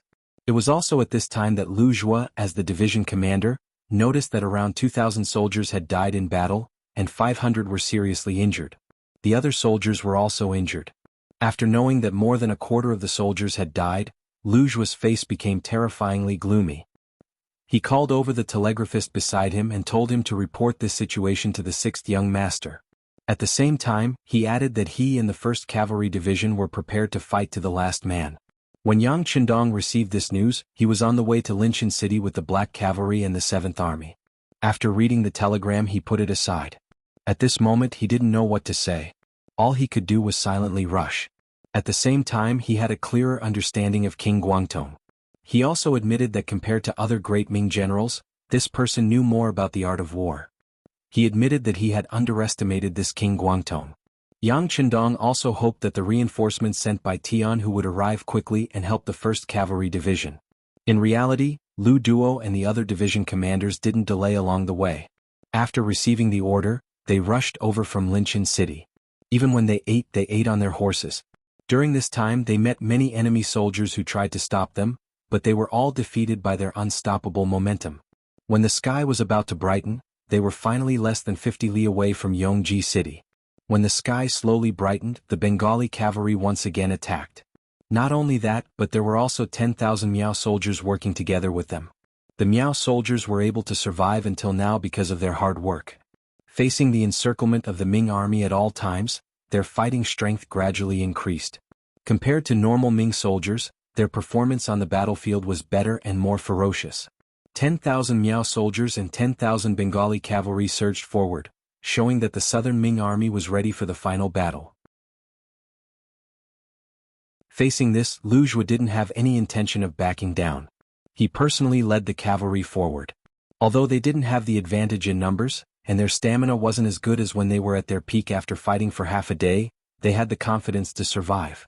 They had to persevere until the last moment when they couldn't hold on anymore. The battle continued and lives could be lost at any time. The 1st Cavalry Division had more and more injured people, and the number of brothers who died also gradually increased. The team of 6,000 became 5,000, then 4,000. More than half of them had died, but there were still no reinforcements. Lu Zhuo didn't know how many enemies he had killed. His body was covered in blood. Some of it was his, but most of it was the enemy's. Another half an hour passed, and the number of casualties around him had exceeded 1,000. He knew that if this continued, the remaining 3,000 people would all be sacrificed here in less than an hour. Could it be that there was really no hope? Just as this thought appeared in Lu Zhuo's mind, a commotion came from the encirclement behind him. Then a loud and familiar bugle sounded. This was the unique bugle call of the 5-star army when they were charging. When Lu Zhuo first heard it, he felt that this sound was so beautiful and pleasant to the ears. His entire body felt so comfortable. When he turned around, he saw the infantrymen of the Little South Ming army retreating to the sides like a tide. In the middle, a large number of cavalrymen were rushing in. It's the comrades of the 1st Cavalry Division. Our reinforcements are here. Retreat and quickly report back to the other side. Finally seeing hope, Lu Zhuo didn't know where he got the strength from. As he shouted loudly, his arms seemed to be filled with strength, allowing him to once again swing his sword to block the attack of the enemy cavalry in front of him. It was Lu Duo and the other 3 regiments of the 1st Cavalry Division's cavalry. They had rushed all the way here and finally arrived at the last moment. Then, like a ferocious tiger, they charged towards the encirclement of the southern Ming army. Under their valiance, no one was their match. Any soldier who had the courage to stand in front of Lu Duo and the others would quickly become a corpse lying on the cold ground. When more and more soldiers were killed on the ground, no one dared to take the brunt of the attack. A large path was opened, and the 1st Cavalry Division and the 1st Cavalry Division finally met up. "Commander Lu, leave this to us. You take the brothers and retreat." The moment Lu Duo arrived, he took over the front line of defense of the 1st Cavalry Division. He led the 2nd Regiment to block the attack. The 3rd Regiment commander Hu Boer was in the middle, and the 4th Regiment commander Bai Shuang was at the back. They protected Lu Zhuo and the 3,000 injured cavalry as they retreated. The moment Lu Duo arrived, he quickly taught the opposing Bengali cavalry how to behave. As for the Miao soldiers who were wielding Miao blades, the brothers of the 1st Cavalry Division were either wielding a blade in one hand and a shield in the other, or wielding a blade in both hands. Only then did they understand why the enemy was called the 1st Cavalry Division, and how wrong it was to think that the 1st Cavalry Division was already very powerful. If you compare yourself to others, you'll die. If you compare goods, you'll throw them away. When Lu Duo's 2nd Regiment appeared, although there were only 2,000 people, they gave off the feeling that they were an army with thousands of men and horses. The first to suffer heavy losses were the Bengali cavalry. Because they were cavalry, they were used to being high and mighty. Normally they would look down on the infantrymen. In their eyes, they were the strongest. However, just a day ago, 1st Cavalry Division taught them what to do, let them know what kind of disastrous price they would pay if they underestimated their opponent. They taught them that even though they were both cavalry, the difference in strength was like heaven and earth. They originally thought that the cavalry of the 1st Cavalry Division was already very strong. After all, to be able to hold on for so long under the attack of so many infantrymen and twice the number of cavalry was already very difficult. Seeing that the 1st Cavalry Division was about to be finished, their morale was about to collapse. If that was the case, they would only need one more charge to completely wipe out the enemy. However, another cavalry appeared, and the enemy's 2,000 cavalry dared to charge head-on. Looking at the close to 10,000 Miao soldiers and the countless southern Ming soldiers around them, the Bengali cavalry laughed. They laughed. There were still people in this world who didn't know death. Did they really think that they were made of iron? A mere 2,000 people dared to attack an army of tens of thousands. Of course they couldn't be spoiled. They immediately pulled out their horses and charged forward, holding their swords. They wanted to teach these new 5-star army cavalry how to write the word, death. Then they indeed knew what the word, death, was. Unfortunately, they were the ones who died and not their opponents. Lu Duo and the others either had a sword and a shield or 2 swords. They could both attack and defend. When they defended, they could defend themselves tightly. When they attacked, they could attack openly. Regardless of whether it was the speed, strength, or tricky angles of the swords, it was impossible for the enemy to catch up. Many cavalrymen were even knocked off their horses before they could see their opponents clearly. Under such a concentrated attack, once a cavalryman fell off his horse, the consequences would be unimaginable. Even if you weren't seriously injured, as long as you fell off your horse, there would be countless feet stepping on you. Even if you wanted to, you wouldn't be able to survive. With such great strength and speed, most of the Bengali cavalrymen were knocked off their horses in an instant. When this scene continued, the Bengali cavalrymen learned to be smart. They reined in their horses and intentionally retreated, leaving the battlefield to the other infantrymen. The second to be attacked were the Miao soldiers. They were at the front of the charge, and because of that, when the Bengali cavalrymen retreated, they became the vanguard of the charge. Fortunately, Lu Duo's 2nd Regiment started to slow down, as if to give them a chance to catch their breath. Then the 3rd Regiment came. Under the lead of their regiment commander Hu Bo-er, they launched a new charge, and the force of the charge slammed into the Miao soldiers. Blood splattered everywhere as blades flashed. Many of the Miao soldiers were sent flying by the force of the charge, while others were slashed in the head by the blades. In just a single exchange, hundreds of people had fallen. However, the charge was still ongoing, and there were still some cavalrymen from the 3rd Regiment that had not reached the front. Seeing the enemy's strength increasing, the Bengali cavalrymen retreating, and the surrounding Nanming soldiers retreating, the Miao soldiers could not take it anymore. Why should they be the ones to face the danger? They immediately began to retreat. This caused the Nanming soldiers, who seemed to have the upper hand, to be forced into a passive retreat. Don't charge anymore, everyone retreat, retreat. The 3rd Regiment Hu Bo-er had only killed 2 enemies, and the area in front of him was empty. He looked enviously at Lu Duo's 2nd Regiment, who was resting by the side. Lu Duo's 2nd Regiment was truly enjoying themselves. Regardless of whether his killing intent was satisfied or not, Hu Bo-er did not forget the main purpose of this mission. Since they had already met up with the 1st Cavalry Division, the next thing to do was to rescue them. This was not only the orders of their regiment commander, Tian Hu, but also the orders of the 6th Young Master.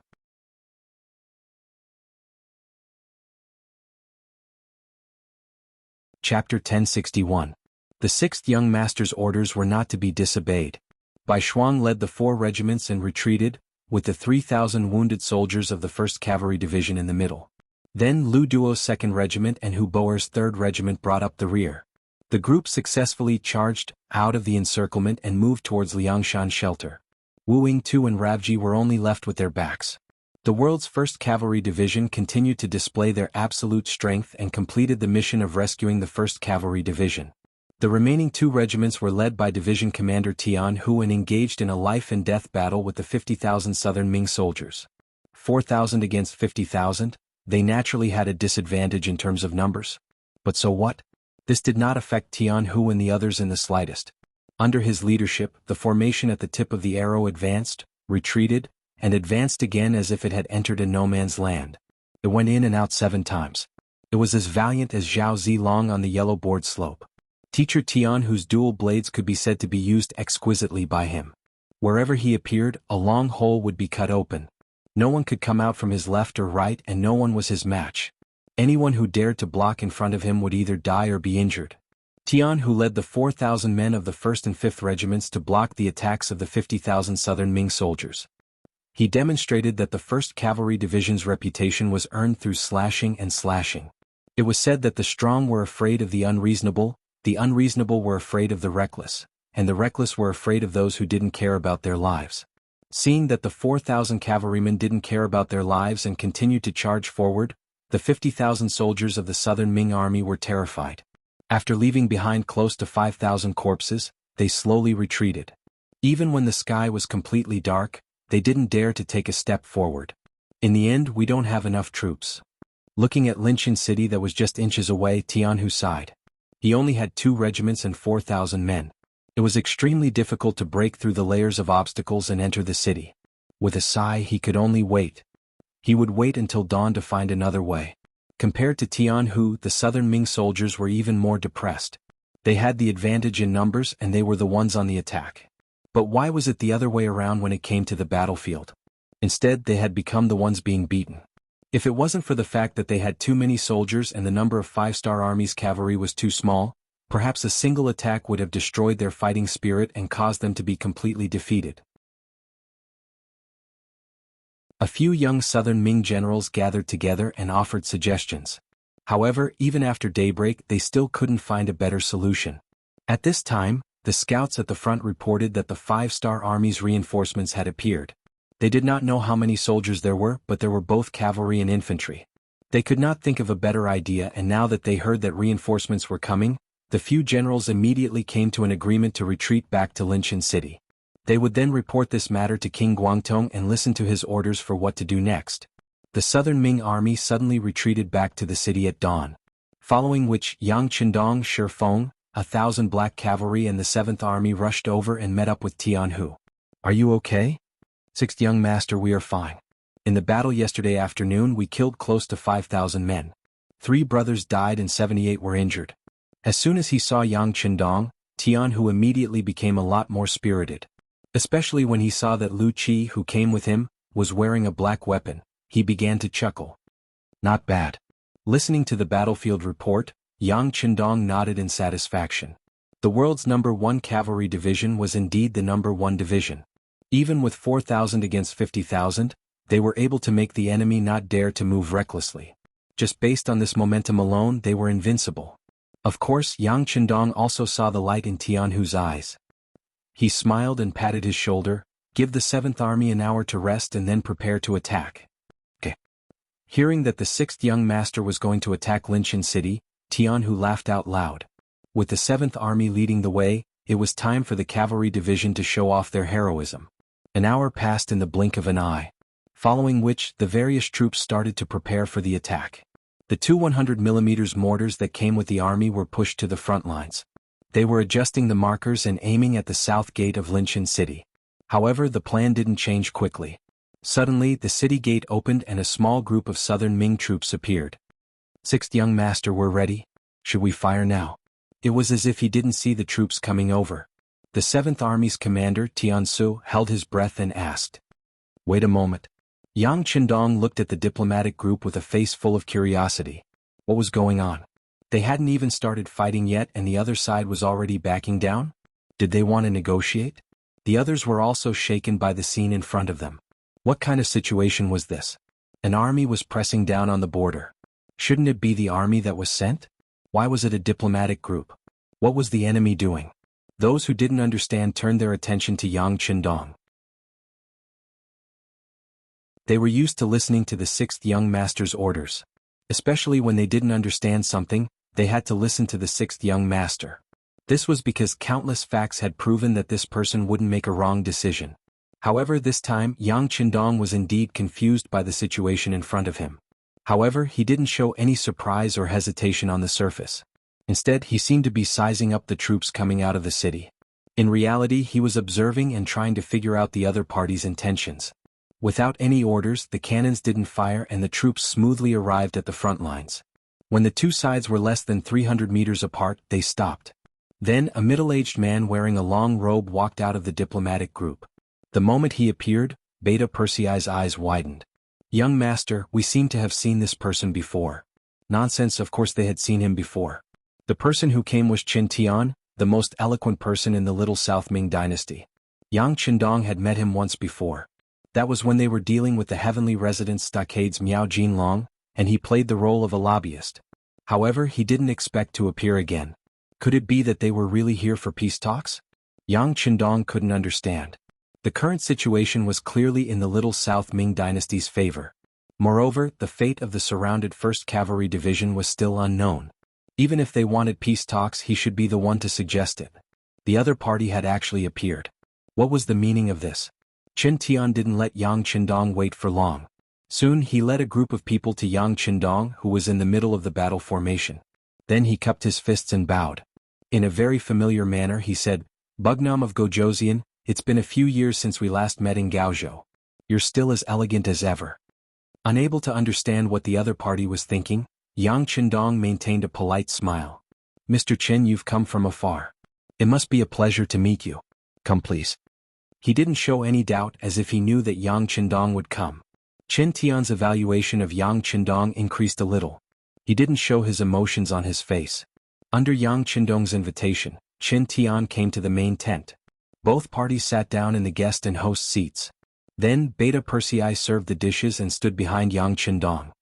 He glared fiercely at Qin Tian, as if he would draw his sword and kill him if Qin Tian dared to make any rash moves. Usually people who were eloquent and good at talking were not timid. Otherwise, if they were so scared that they couldn't speak when they saw their opponent, it would be a big mistake. For this reason, no matter how Beta Persei looked at him, Qin Tian remained calm and composed. He slowly tasted his tea and didn't forget to nod gently, as if he was praising the taste of the tea. Yang Qindong also slowly tasted his tea. He was not in a hurry to ask the other party's purpose for coming. He believed that since Qin Tian had come, he would definitely have something to say. Yang Qindong just waited silently. Sure enough, after a quarter of an hour, Qin Tian, who had drunk 2 cups of tea in a row, put down his teacup and looked at Yang Qindong. He seemed to be interested and asked, "Bugnam of Gojoseon, what do you think of the current situation?" Was he showing off or testing him? Yang Qindong knew that King Guangtong's sudden choice to target the 1st Cavalry Division was indeed beyond everyone's expectations. It also broke the pre-war plan he had set before the war, so he had no choice but to take action personally. "What, after taking a small advantage, you want to show off in front of me?" Although he felt a bit ashamed, Yang Qindong said without changing his expression, "Very good. Don't you see that the 5-star army has already surrounded Linshan City? If this king wants to, we should be able to break through the city quickly and kill our way to Nanning Prefecture. Alright, I heard that Zhu Huihua is there. Haha, just right, I can find him to drink some tea. It's a beautiful thing for 2 kings to meet." It seemed like he was talking about an extremely ordinary matter, but when Qin Tian heard these words, his expression couldn't help but turn ugly. First, the current situation was between Linshan City and Little Southern Ming Army. Whether it was in terms of territory or military strength, the 5-star army was at a disadvantage. It wasn't like what he said about breaking through the city. Second, regarding Yang Qindong's identity as Bugnam of Gojoseon, it was only a reward from the imperial court. Until now, neither Little Southern Ming Army nor Little Southern Ming Army had publicly acknowledged it. Thus, the so-called meeting between 2 kings was naturally impossible. Qin Tian chuckled as he thought about how thick-skinned and black-hearted Yang Qindong was. He didn't refute Yang Qindong directly because he wanted to wait for Yang Qindong to ask him why he was laughing. Then he would remind Yang Qindong that this would play an important role in the upcoming negotiations. However, some things didn't necessarily develop according to plan. Just like now, there was an extra person outside the door. It was the telegrapher Wang Shan. When he sent the 2 telegrams to Beta Persei and arrived in Yang Qindong's hands, he only took a cursory glance and raised his eyebrows. After a moment of silence, he whispered something in Beta Persei's ear. Then Beta Persei nodded and left. Only Yang Qindong and Qin Tian were left in the main tent. At this moment, Yang Qindong didn't speak, nor did he ask him what he was laughing about.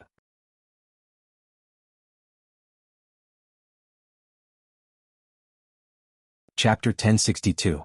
Qin Tian did not go according to plan.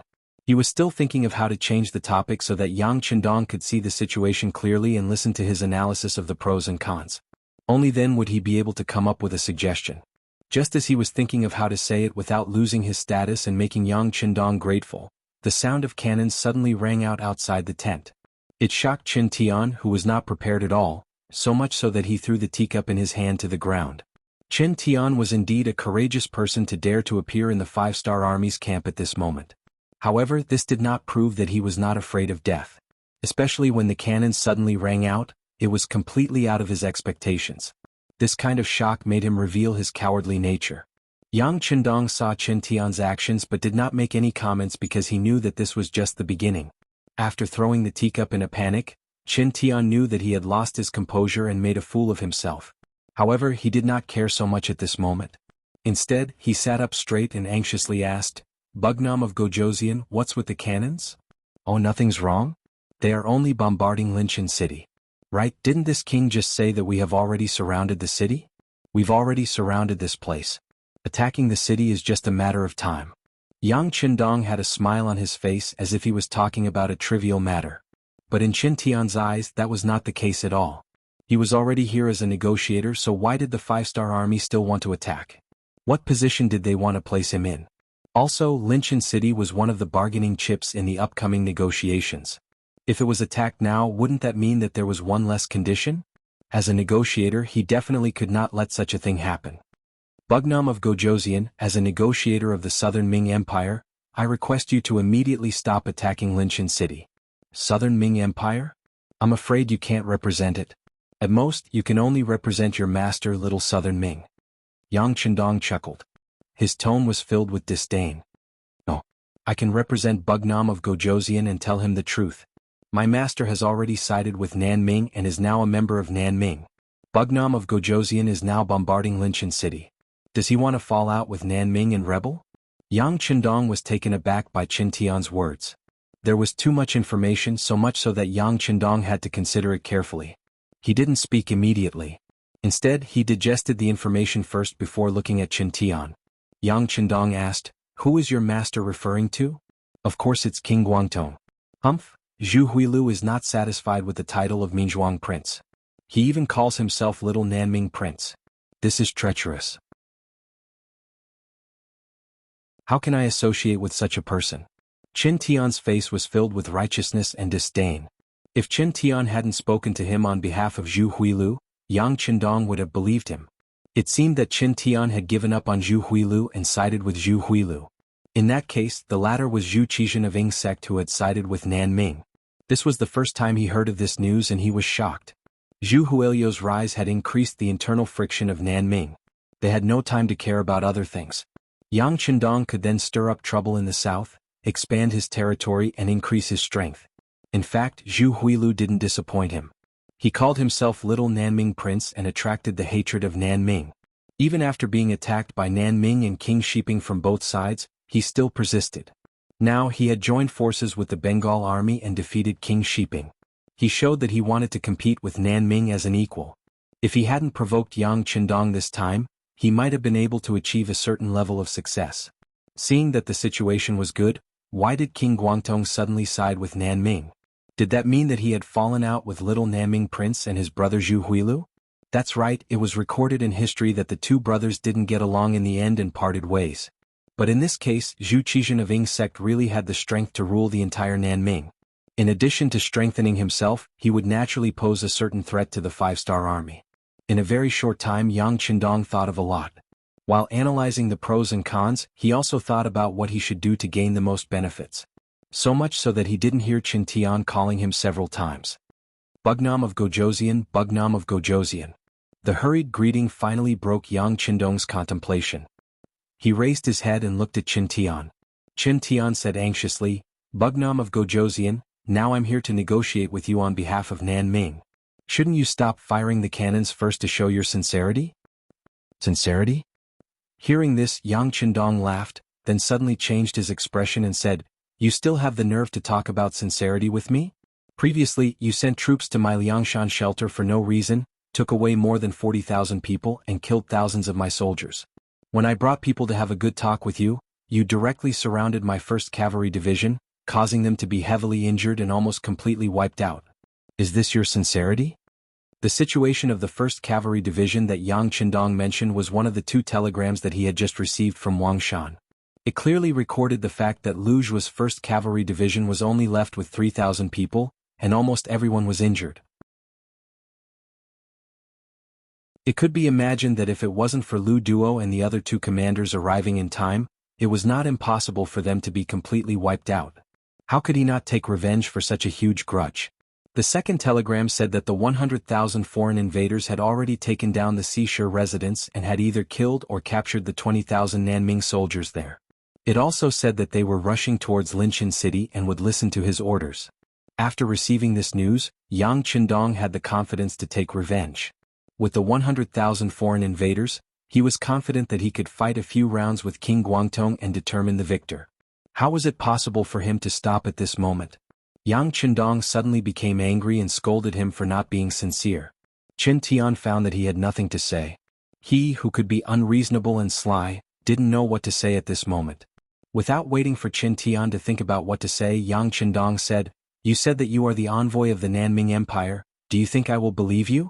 Who doesn't know that you were the advisor of the rebel little Nanming King Zhu Huixin? What? Now that you know the power of our 5-star army, you want to talk? Let me tell you, it's too late. Men, bring Mr. Qin away to rest, don't disturb him." Yes. Qiu V, Ba Daojiang, Peng Yu and the others who were waiting outside entered the tent. They didn't give Qin Tian any chance to speak and directly brought him away. The tent quickly quieted down.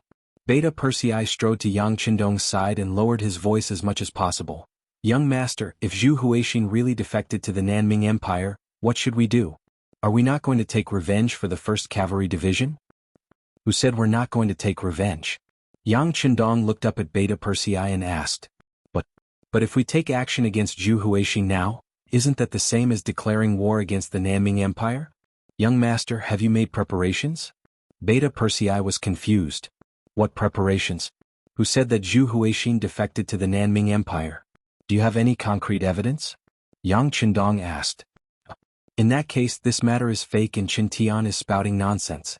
Beta Persei seemed to have realized something and answered. "It doesn't look like it." Unexpectedly, Yang Qindong shook his head at this moment. Although a person like Qin Tian was extremely eloquent, he wouldn't dare to make such a big lie. After all, this matter was of great importance and the consequences were not something he could bear. Therefore, it was very likely that this matter was true, but it hadn't been announced yet. Since it hadn't been announced, this was Yang Qindong's opportunity. As if thinking of something, Yang Qindong called Beta Persei and whispered, "Send a telegram to Yang San and Yang Lu to confirm the authenticity of this matter. Also, inform Yao Yingjun to immediately spread the news that Zhu Huixin has defected to the Nanming Empire." What Yang Qindong wanted was to make use of the time difference and the fact that the telegram could be spread without any hindrance. He wanted Zhu Huixin to be prepared and guard against his brother so that he wouldn't be harmed. As long as this person didn't die, little Nanming's power wouldn't be disintegrated and could still play a role in restraining Nanming. He could use this time to solve more problems in Southeast Asia. Beta Persei nodded and went to arrange for Wang Shan to send the report. Yang Qindong didn't stay in the tent. Instead, he went out of the tent and came to the side of the cannons. He shouted, "Boom, aim at the city gate and blast it with all your might. Division Commander Tian Hu, Division Commander Tian Su, get ready to attack the city. This time we must take down Linchin City." Before, Yang Qindong only wanted to pressure the other party and tell them that he wasn't someone to be trifled with. Now he really wanted to take down Linchin City. On one hand, he wanted to take revenge for the 1st Cavalry Division. On the other hand, he wanted to make use of the time difference to gain more benefits. After the 6th young master gave the order, the cannoneers didn't hold back and fired one after another. Very quickly, Linchin City's walls were filled with holes and the thick city gate was completely destroyed. Using this opportunity, Division Commander Tian Hu, who had been waiting by the side, unsheathed his blades and led 2 regiments of the 1st Cavalry Division into the city. Behind them were thousands of soldiers from the 7th Army. When Qin Tian walked out of Linchin City, he promised his subordinates that he would definitely make the 5-star army stop attacking the city so that they wouldn't have to worry. Because of this, the soldiers guarding the city let down their guard. Even when the cannons sounded, although some people were shocked, some people still said that it was just the 5-star army trying to scare people and that there was no need to be afraid.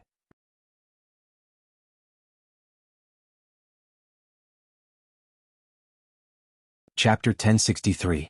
But now, even the city gates had been blasted open by the cannons and the cavalry had entered the city.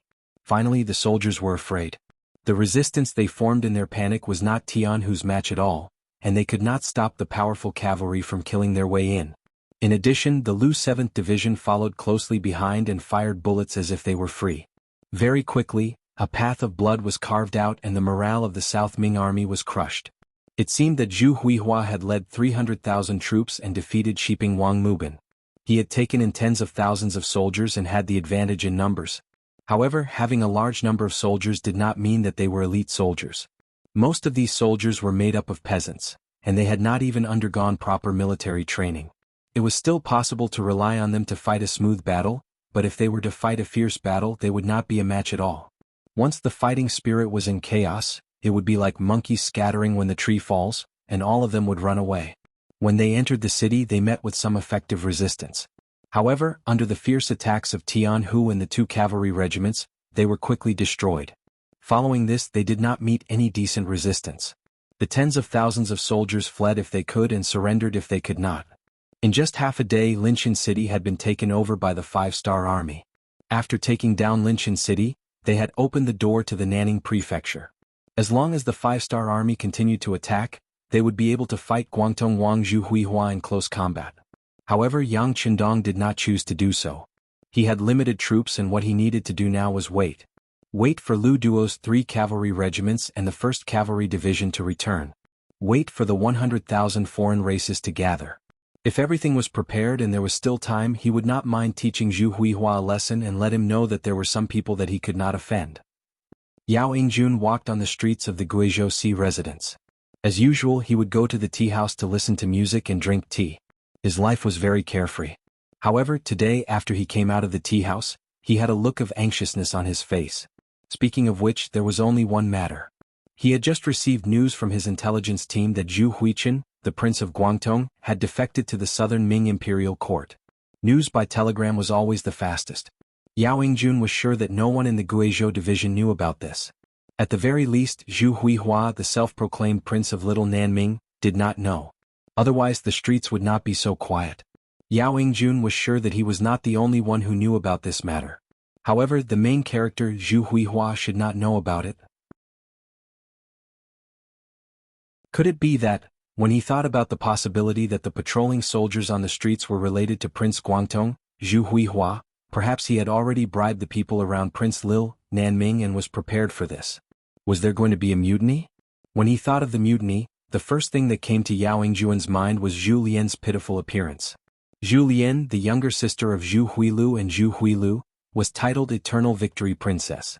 In the beginning, Yao Yingjun was able to infiltrate their inner circle by relying on Zhu Lian's love for him. He used this relationship to complete the mission of understanding and investigating the higher-ups of Prince Guangdong and the others. Initially, he thought that the mission wouldn't last too long. However, he didn't expect that he would stay for several years. Humans were emotional creatures. After a long time, it was inevitable that they would fall in love with each other. In particular, Zhu Lian was really good to Yao Yingjun. That was 100% trust. She appeared to resolve several crises. Over time, Yao Yingjun realized that he had fallen in love with her. After recognizing his feelings, Yao Yingjun was really scared. As an intelligence officer, the most basic rule was to learn how to act according to the situation. One shouldn't easily believe others and shouldn't easily reveal one's true feelings. Obviously, Yao Yingjun had already violated these rules. It was because of this that he didn't report this matter. Instead, he suppressed this feeling in his heart and didn't tell anyone. Now that he knew that Zhu Huihua might want to rebel, and that Zhu Lian might also be implicated, he became even more anxious.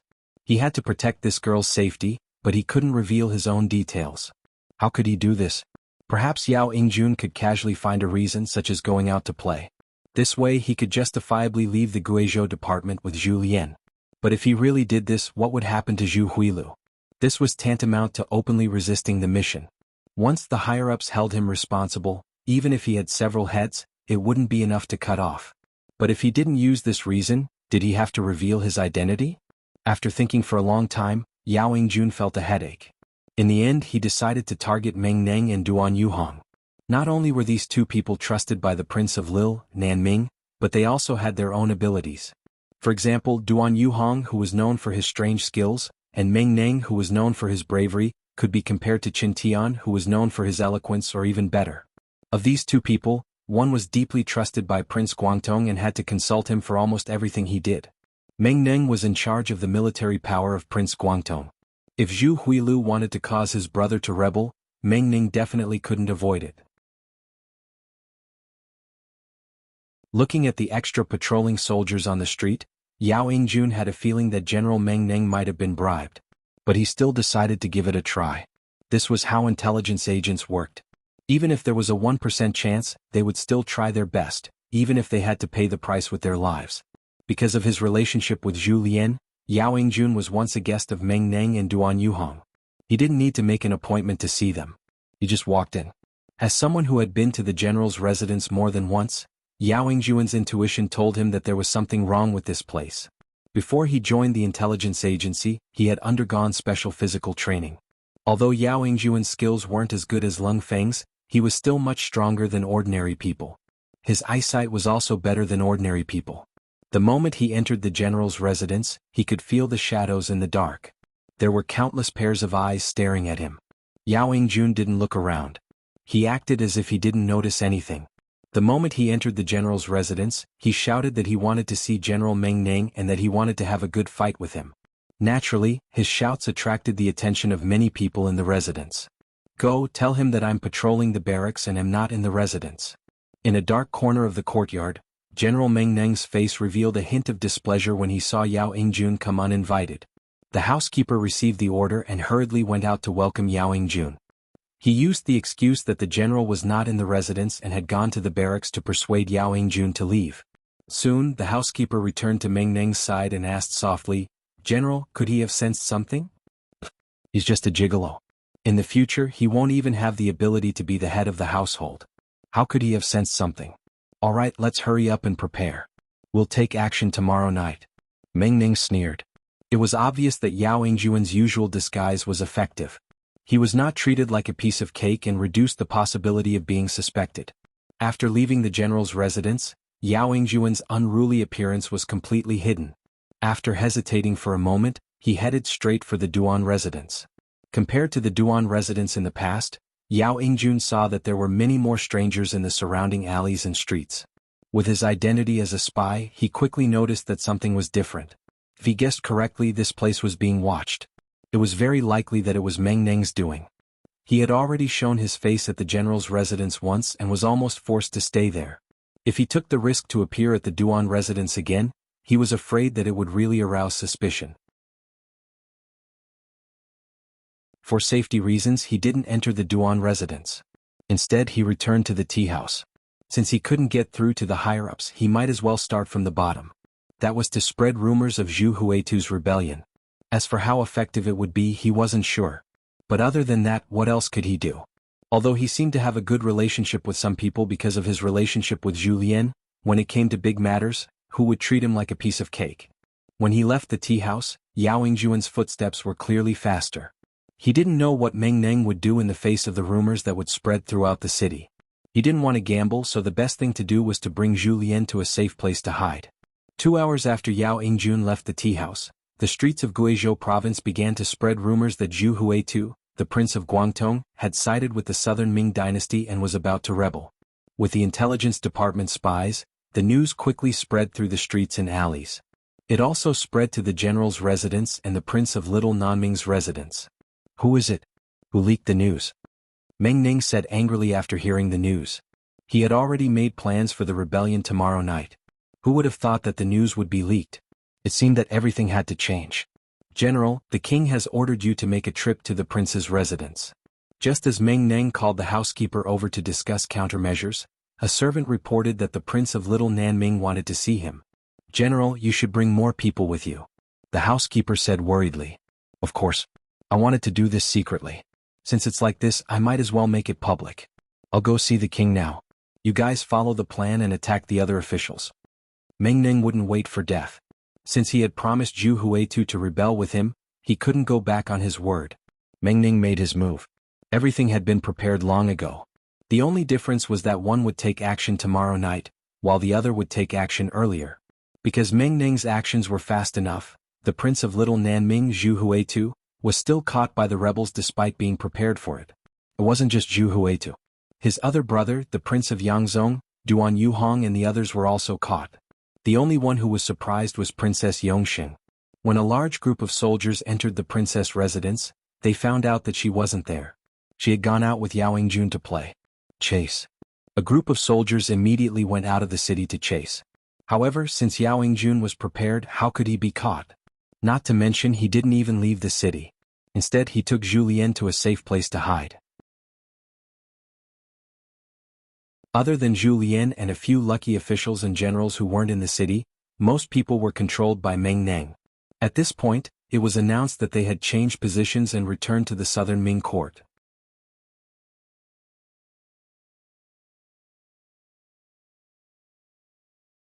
Chapter 1064. The forces of the little Nanming king, who was once viewed as a great enemy by the southern Ming dynasty, had collapsed just like that. Everything happened so quickly that it shocked many people. Yang Chendong used the advantage of the radio station to receive this news before anyone else. However, he only sighed. It was hard to guard against a thief in one's own home. After that, he no longer cared about it and began to focus on the negotiations in front of him. He had to pay attention to it. For this negotiation, the southern Ming dynasty had actually sent the crown prince's tutor and minister of war Kuang Yi to Linchin City. It was said that the diplomatic group was less than 30 li away and would arrive before nightfall. Young Master, Division Commander Lu Zhua and Lu Zhuatuan have returned. Beta Persei softly walked to Yang Chendong's side. Where is the foreign allied army? Yang Chendong asked as he nodded slightly. They should be able to reach Linchin City by tomorrow afternoon. Beta Persei estimated and replied. Beta Persei, do you think the foreign allied army is reliable? Due to what happened in the Guizhou division, Yang Chendong couldn't help but be suspicious. From the current situation, the rise of the five-star army was inevitable. It would be extremely difficult for others to defeat them. However, if something similar happened in the Guizhou division, it would be hard to say. Since there was a precedent, they had to be careful. Young Master, do you have any ideas? Beta Persei couldn't answer, but his habit told him that since he asked such a question, the young master must have a solution. How about this: in the future, if the foreign allied army soldiers perform meritorious deeds, they will be directly promoted to the reserve division. This way, if the cold front lacks soldiers, they won't have to re-evaluate them and can directly choose from the reserve division. Yang Chendong hesitated for a moment before speaking in an extremely confident tone. They had a reserve division before, but as the cold front continued to expand, they didn't have enough soldiers and had to temporarily withdraw this division. Now that a large number of non-humankind youngsters had joined the army, it was time for the army to recover. Okay, I'll do it right away. After understanding Yang Chendong's meaning, Beta Persei nodded heavily. He used to be the commander of a logistics division, which was equivalent to a concentration of soldiers. Therefore, he was quite experienced in this aspect. As for the selection of the division commander, the military department would decide on it and the political department would review it. If there were no problems, it would be reported to the young master. Using people as a mirror, one can understand gains and losses. Using history as a mirror, one can understand the rise and fall of a nation. Since Yang Chendong knew where the others lost, he naturally wouldn't allow the same problem to happen to himself. That night, the north gate of Linchin City opened. Beta Persei, Tianhu, Tiansu, and the others welcomed the southern Ming special envoy into the city. In the back hall of the Yamen, Yang Chendong ordered people to prepare good wine and dishes for Kuang Yi. Speaking of Kuang Yi, Yang Chendong wasn't unfamiliar with him. Especially when they first met, this person's reputation and influence were above his. Only a few years had passed, and now the status of the two of them had undergone earth-shattering changes. Although Kuang Yi had also taken a small step forward, going from a second-rank official to a lower first-rank official, compared to Yang Chendong who had a different surname, the difference was not small. When they first met, Kuang Yi had no choice but to bow and say, "Special Envoy Kuang Yi greets Bugnam of Gojosian." "Haha, Minister Kuang, there's no need for such formalities between us. Come have a seat." Yang Chendong chuckled. Yang Chendong's enthusiasm was the true reason why Zhu Qixin had sent Kuang Yi. He wanted to use this friendship to play the emotional card. After the two sides sat down, Yang Chendong asked about Guaning while urging them to drink. Back then Guaning was only a fifth-rank official. However, it was said that he had become a great general of the southern Ming Empire and was promoted to a second-rank general. Moreover, he was trusted by Zhu Qixin. Kuang Yi naturally didn't hide anything from him. Not only did he talk about Guanying's current situation, he also said that Guaning missed Bugnam of Gojosian a lot. If he wasn't on official business, he would have also come to visit. The atmosphere at the beginning of the banquet was good. The two sides only talked about old times and didn't talk about official matters. However, after 3 rounds of wine, the banquet ended and tea was served. The two people's expressions couldn't help but become more serious. In the end, it was Kuang Yi who couldn't help but speak first. "Bugnam of Gojosian, Guangdong King Zhu Huixin has already surrendered to Emperor Ingzong. The era of the southern Ming Empire will be gone forever. What do you think? Emperor Ingzong has made a good move. This king is impressed." Yang Chendong said with a fake smile. "Yes, my king is wise. The existence of the southern Ming Empire has caused the commoners to lose their homes. Who knows how many people have lost their homes because of it? They indeed deserve to die. Kuang Yi also said with a look of admiration. As he spoke, he observed Yang Qindong as if he wanted him to express his admiration. Unfortunately, Yang Qindong's expression was normal. However, in Kuang Ye's eyes, he felt that this was very normal. Compared to the matter of Zhu Qizhen wiping out the little South Ming imperial court, what Yang Qindong and the Five-Star Army did was a huge matter. If one had to compare, the former was just a small fight in one's own garden. However, Yang Qindong had already displayed his fists and kicks outside, showing the might of the Han Empire. However, the Five-Star Army's strength was a bit too strong. They were so strong that their achievements had already shocked the emperor. Some people even said in private that if the Five-Star Army turned around one day, neither Beiming nor the Southern Ming Empire would be able to stop them. Unless the Great Ming Empire was reunited, they would be able to suppress the Five-Star Army. Of course, some people thought that they were smart. If one didn't understand the Five-Star Army, they wouldn't know how strong they were. If one hadn't truly fought with them, they wouldn't know how terrifying their battle strength was. It was a pity that some people could only see the small piece of land in front of them, but they always emphasized how high their vision was. It was laughable just thinking about it. Kuang Yi naturally wasn't a short-sighted person. He had already seen how powerful Yang Qindong was a few years ago. However, he didn't think that this person would develop so quickly. He had already taken over almost half of the Great Ming Empire's territory outside of the Great Ming Empire. It was also because of this that he strongly advocated for quickly destroying the Southern Ming Empire and unifying the Southern Ming Empire first. Then he would see if there was an opportunity to swallow Beiming. Only then would the Great Ming Empire be united and be able to work together to resist a powerful enemy. Of course, Kuang Yi wouldn't say these thoughts to Yang Qindong. At this time, he only said that the emperor was wise and wanted to unify the Southern Ming Empire first. In fact, there were some things that Yang Qindong could guess even if Kuang Yi didn't say it. Seeing Kuang Yi first flatter the emperor's brilliance and then bemoan the state of the universe and pity the fate of mankind as he spoke of the suffering of the common people, he chuckled and said, "So it seems that the emperor and minister Kuang place great importance on the quality of life of the common people. Then, I wonder how the lives of the common people in the Southern Ming dynasty have changed compared to before? Or rather, after the Southern Ming Empire's power was returned to the imperial court, what kind of preferential treatment did you give the common people?" Yang Qindong asked with the common people as the topic. He wouldn't forget that in the future, there were people who said that foreigners had a higher status than ordinary officials in the country. Because of this, they didn't have to abide by the laws of the country.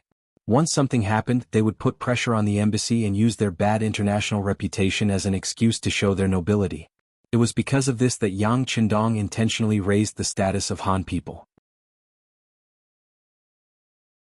He wanted the entire world to form a habit from this moment onwards, a habit that the Han people were high above and inviolable.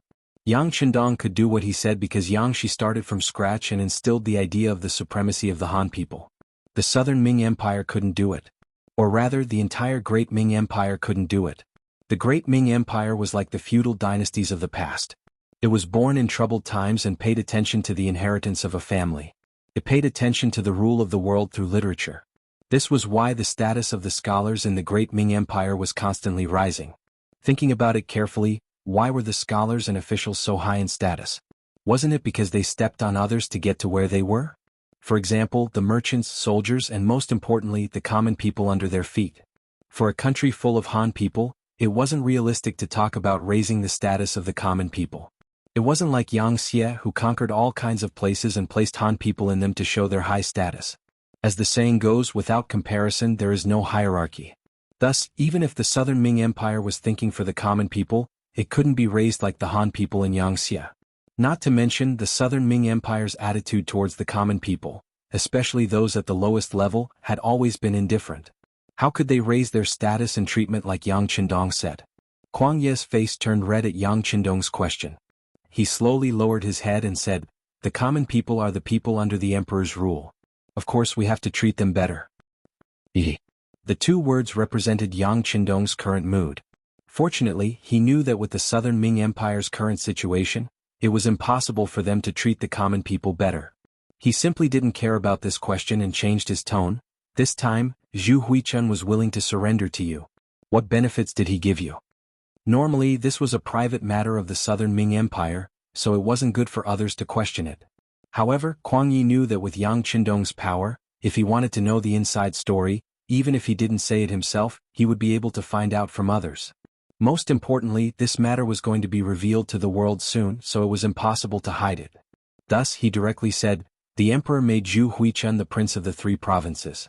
He will be in charge of the military of Yunnan, Guangxi and Guizhou. The prince of the 3 provinces." After Yang Qindong heard this, he nodded and said, "Only in charge of military affairs, not local government, right?"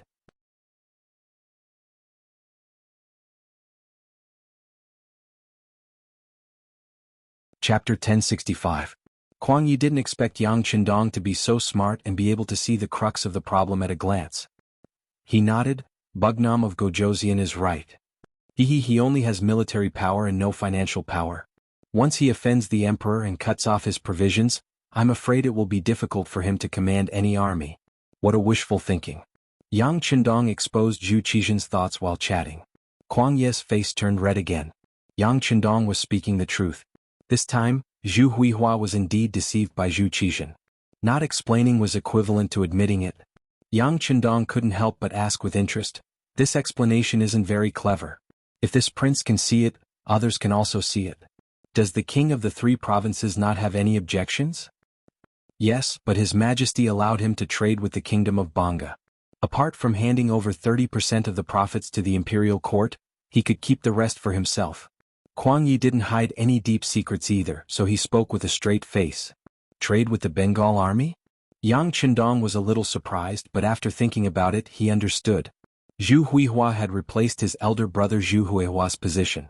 If he still controlled the military and political power of the 3 provinces, it would be no different from the previous little southern Ming. This was something that Zhu Qizhen couldn't tolerate. It was because of this that both sides took a step back. One side wanted military power, while the other side wanted administrative and financial power. This was equivalent to each side taking what they needed. He sighed in his heart. It was a good plan. However, there was a prerequisite for all of this. For example, whether he agreed, whether Yangxia agreed, and whether the 5-star army agreed. The 3 provinces were close to the Yunnan province. If they didn't deal with Yang Qindong, there wouldn't be peaceful days here. Needless to say, the southern Ming Empire's food and the goods that the 3 provincial kings would trade with would have to rely on Yang Qindong. This was the main reason why they had sent Qin Tian and Kuang Yi to negotiate. Finally knowing the truth, Yang Qindong was no longer anxious. Now that it was someone else who needed his help, he could take his time to think about it. Therefore, he didn't take the initiative to ask questions and instead allowed Kuang Yi to speak. After seeing that Yang Qindong didn't have anything to ask, Kuang Yi opened his mouth as expected. The first thing that came out of his mouth was His Majesty's words, as if everything was His Majesty's will and he was just a messenger. If Yang Qindong had any opinions or questions, he would be responsible for conveying them, but he couldn't make the decision. It was no wonder that Kuang Yi was so careful. It was said that a weak country had no diplomacy. Besides, Yang Qindong was completely different from the one he met a few years ago. Now that the southern Ming dynasty had a favor to ask of them, how could they not speak some soft words? "Bugnam of Gojoseon, His Majesty said that as long as you agree to this decision, our southern Ming Empire will publicly recognize your title as Bugnam of Gojoseon. This is a king with a different surname. Other than a few people who were conferred the title when Taizu was still alive, only King Shiping is left. This honor is so great and so high.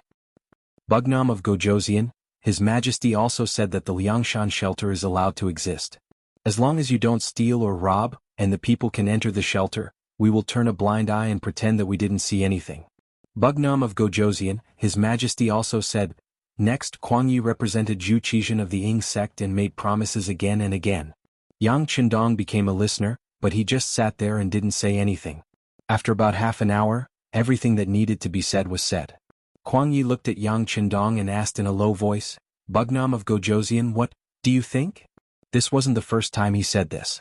It was enough to prove that Yang Qindong's position in Kuang Yi's heart was very important and high. However, Yang Qindong still didn't say anything, as if he was asleep. Under Kuang Yi's continuous questioning, Yang Qindong raised his head as if he had just woken up from a dream and said, "This is far from enough. I'm afraid that Minister Qing still doesn't know that 2 or 3 days ago, the 5-star Army's 1st Cavalry Division was surrounded by Zhu Huilu, who killed many of our soldiers. If we don't take revenge, how can we convince the public?" But at that time, the three provincial kings hadn't become part of the Southern Ming Empire. Now, he's already one of His Majesty's people. Kuang Yi wanted to explain more, but Yang Qindong said, "Yes, it's because I know that he's now one of the Southern Ming Empire's people that I didn't do anything to them. I just wanted to see what Minister Qing would say. Now it seems that your sincerity is far from enough." Not enough? Kuang Yi understood the meaning behind his words. It wasn't that he couldn't, but that it wasn't enough. That meant that there was still room for discussion. He asked curiously, "But does King Nan Wu have any other requests? You can make the decision?" "No, I can pass on King Nan Wu's request to His Majesty. At the same time, I will do my best to help." Kuang Yi didn't dare to say too much. "All right, since Minister Cheng is so sincere, this prince might as well say a few things." Yang Qindong knew that the time was right. It was time for him to speak. He immediately mentioned that he was interested in the Southern Ming Empire's silk, tea leaves, and porcelain. He was interested in some masters and wanted to hire them to work in Crimson City at a high price. At the same time, he wanted to buy a certain percentage of the goods at cost price and then sell them to merchants from other countries under the name of Crimson City. It was said that Suhong's silk was of the best quality. Crimson City also spent some effort to imitate it, but unfortunately, the results weren't very good despite investing a lot of manpower and resources. For this, City Lord Yu Qian had represented the local factories to ask Yang Qindong more than once if they could bring in some talents to Crimson City. For this matter, the intelligence department had also tried, but the skilled workers were all restricted by the local masters. That place wasn't Yang Xie's territory, so it was very difficult to get all these people away without anyone noticing. This was a perfect opportunity to bring in talents while also dealing a blow to the Southern Ming Empire. Once the Southern Ming Empire lost the advantage of silk, porcelain, and tea leaves, Yang Xie would have a better chance of winning against the Southern Ming Empire. This matter needs to be reported to His Majesty before he can make a decision. Kuang Yi didn't immediately agree. Instead, he said that he needed to report it first. Yang Qindong could understand that Kuang Yi couldn't make a decision on such a big matter. Thus, he nodded in tacit agreement. Then he raised a second request, which was to ask for people. This time, Zhu Huiyun attacked the shelter without any reason. Not only did thousands of soldiers die, but 40,000 civilians also ran away. This matter had to be mentioned.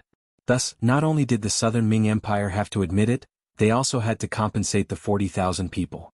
After hearing this, Kuang Yi frowned and said, "Okay, this old man will also report this matter to His Majesty." He didn't expect Ding Zong to agree at all, but Yang Qindong still said it. He just wanted to give him a heads up.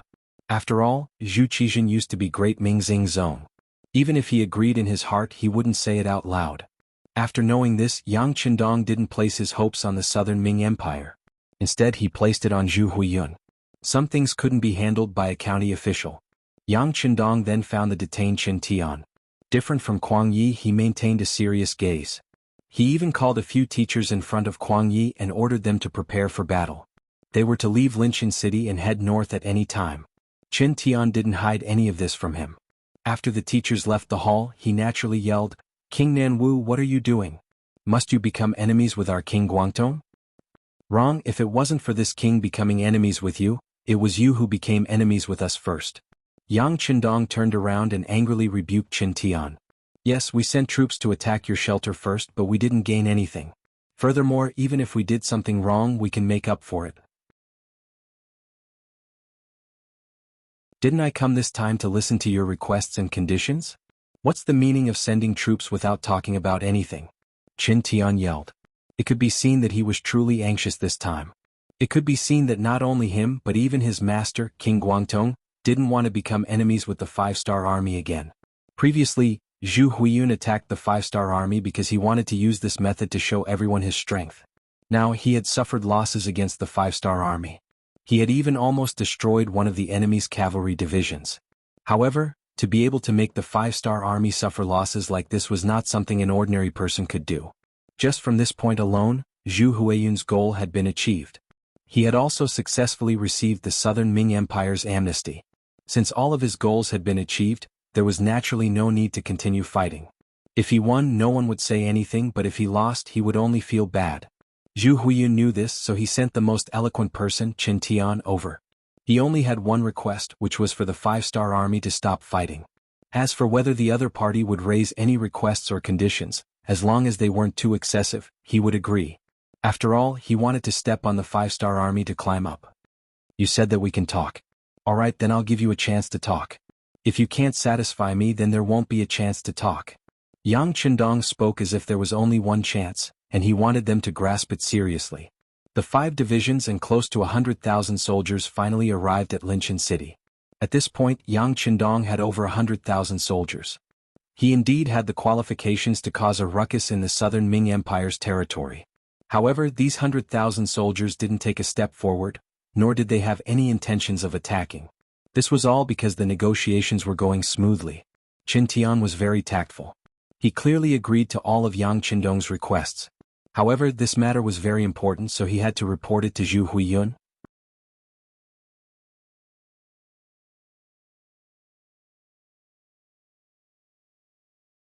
Chapter 1066. Kuang Yi and Qin Tian both stayed in Linchin City. Only their trusted aides left the city to inform the higher-ups of Yang Qindong's request. Linchin City regained its usual peace. A few days later, news of the little southern Ming prince and Yangzhong prince being captured in the Guizhou division was spread. At this point, the little southern Ming army was disbanded. Under the leadership of General Meng Ning, their army joined the 3rd province Prince Zhu Huizhou's army. Meng Ning brought over 300,000 troops. Adding on Zhu Huizhou's original army, even without the 100,000 from the Bangladesh army, he still had 500,000 troops. Young master, this? After Beta Persei received the news, he looked worriedly at Yang Qindong. What are you afraid of? 500,000 isn't a small number, but with 3 provinces, how many troops do you think he can transfer to Linchin City? Or how many troops would he need to deal with us? After Yang Qindong asked 2 questions in a row, he smiled and patted Beta Persei's shoulder. Don't worry, the plan won't change. Yang Qindong was indeed full of confidence. He predicted that Zhu Huizhou wouldn't make an enemy out of the 5-star army. After all, the time to prove his strength had passed. Now that he had been recruited as the 3rd province prince, there was no need to create more problems. If they really fought, Zhu Huizhou didn't have the confidence to win. Not to mention, there was one more thing that he didn't mention.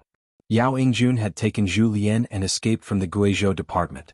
Not only that, they had also created an army of 50,000 people and were currently fighting for territory in the 3 provinces. Speaking of which, this was out of Yang Qindong's expectations. Yao Yingjun was a chess piece he placed in the little southern Ming prince's faction. Now that this faction was destroyed, he had completed his mission. Yao Yingjun thought the same. He even wanted to bring Princess Yingjun out and find a safe place in Yangxie so that she could live the rest of her life without worries. Who would have thought that at this time, a woman would actually show that she was not inferior to men? After learning that her 2nd brother had betrayed her and her eldest brother and 3rd brother had been captured, she actually took up the responsibility. Moreover, she really allowed him to persuade some of the small South Ming soldiers outside of the Guizhou division to rebuild the mountain. When this matter was reported to Yang Qindong through the intelligence network, he was also surprised for a while. Thinking about it, this was a good thing. He didn't have to pay a price to make his opponent restless, so why not? Yang Qindong agreed and sent someone to inform Yao Yingjun that if things did not go well, he could still bring Princess Yongxing to the Langshan shelter. At the same time, he also told him that if he needed financial support, he could ask. With all of this, Yang Qindong was sure that Zhu Huizhou, who seemed to be very powerful, would not make an enemy out of the 5-star army. Things developed as he expected. When the people sent by Qin Tian met with the 3 provincial kings and told them about Yang Qindong's request, the 3 provincial kings who tried to assassinate his brother quickly agreed to all of the conditions. Zhu Huizhou agreed to Yang Qindong's request and recognized the legitimacy of the shelter. As long as any Han citizen went there, regardless of their status, they wouldn't pursue the matter. Not only that, every year he would provide 200,000 Han citizens to the shelter as compensation for attacking the 5-star army. In exchange, Crimson City's goods could be provided to Zhu Huihua at the same price as other merchants. Originally, Yang Qindong wanted to provide 500,000 people a year, but Qin Tian refused. In his words, 200,000 was already a lot. At most, the 3 provinces wouldn't have enough Han citizens, and they could just grab some from the nearby southern Ming province. However, 500,000 a year, they wouldn't be able to catch that many. Actually, 200,000 a year was already enough to satisfy Yang Qindong. Originally, he was just asking for an exorbitant price, waiting for the other party to bargain. Giving 30 to 50,000 people a year was already what he had expected. Now, 200,000 a year was already a pleasant surprise. Not long after, the southern Ming Emperor Zhu Qizhen also agreed. After discussing with the court officials, they finally agreed to sell the silk, tea leaves and porcelain to the five-star army. This was something that couldn't be helped. Many areas in the south of the southern Ming Empire had already been occupied by the five-star army. If they didn't agree, they wouldn't be able to sell these things for money. As for those skilled workers, since when did the great Ming Empire value craftsmen? If they were gone, they could just nurture them again. Thus they all agreed. The negotiations with the two sides went very smoothly, reaching Yang Qindong's expectations. After the negotiations were completed, Yang Qindong knew that he had to leave this place. Even Linchin City and Siming residence had to be given up. These were the bargaining chips in the negotiations. Retreat. Since he had achieved his goal, Yang Qindong gave the order to retreat. Hundreds of thousands of five-star army escorted the 40,000 prisoners out of Linchin City. At this time the battle ended and everything returned to normal. However, any smart person could tell that this wasn't the end. Once the two sides started fighting again, they wouldn't stop until one side was dead. The five-star army finally retreated, leaving behind Linchin City and Siming residence. At the same time, Zhu Huiying also left behind two opponents, Everlasting Victory Princess and Shiping King's army. Everlasting Victory Princess didn't need to be mentioned. When Zhu Huiying made his move, he didn't plan to let this sister go. As for Shiping King, he was originally the king of Yunnan. Now that the three provincial kings wanted to replace him, how could he agree? Of course he had to find some trouble. Zhu Qizhen didn't think highly of the three provincial kings, but he had to agree to reduce internal friction. Now that Shiping King was willing to fight with Zhu Huiying, he was happy to see it happen. He didn't say anything and just let them fight. After Yang Qindong left southern Ming's territory, he didn't pay attention to it anymore.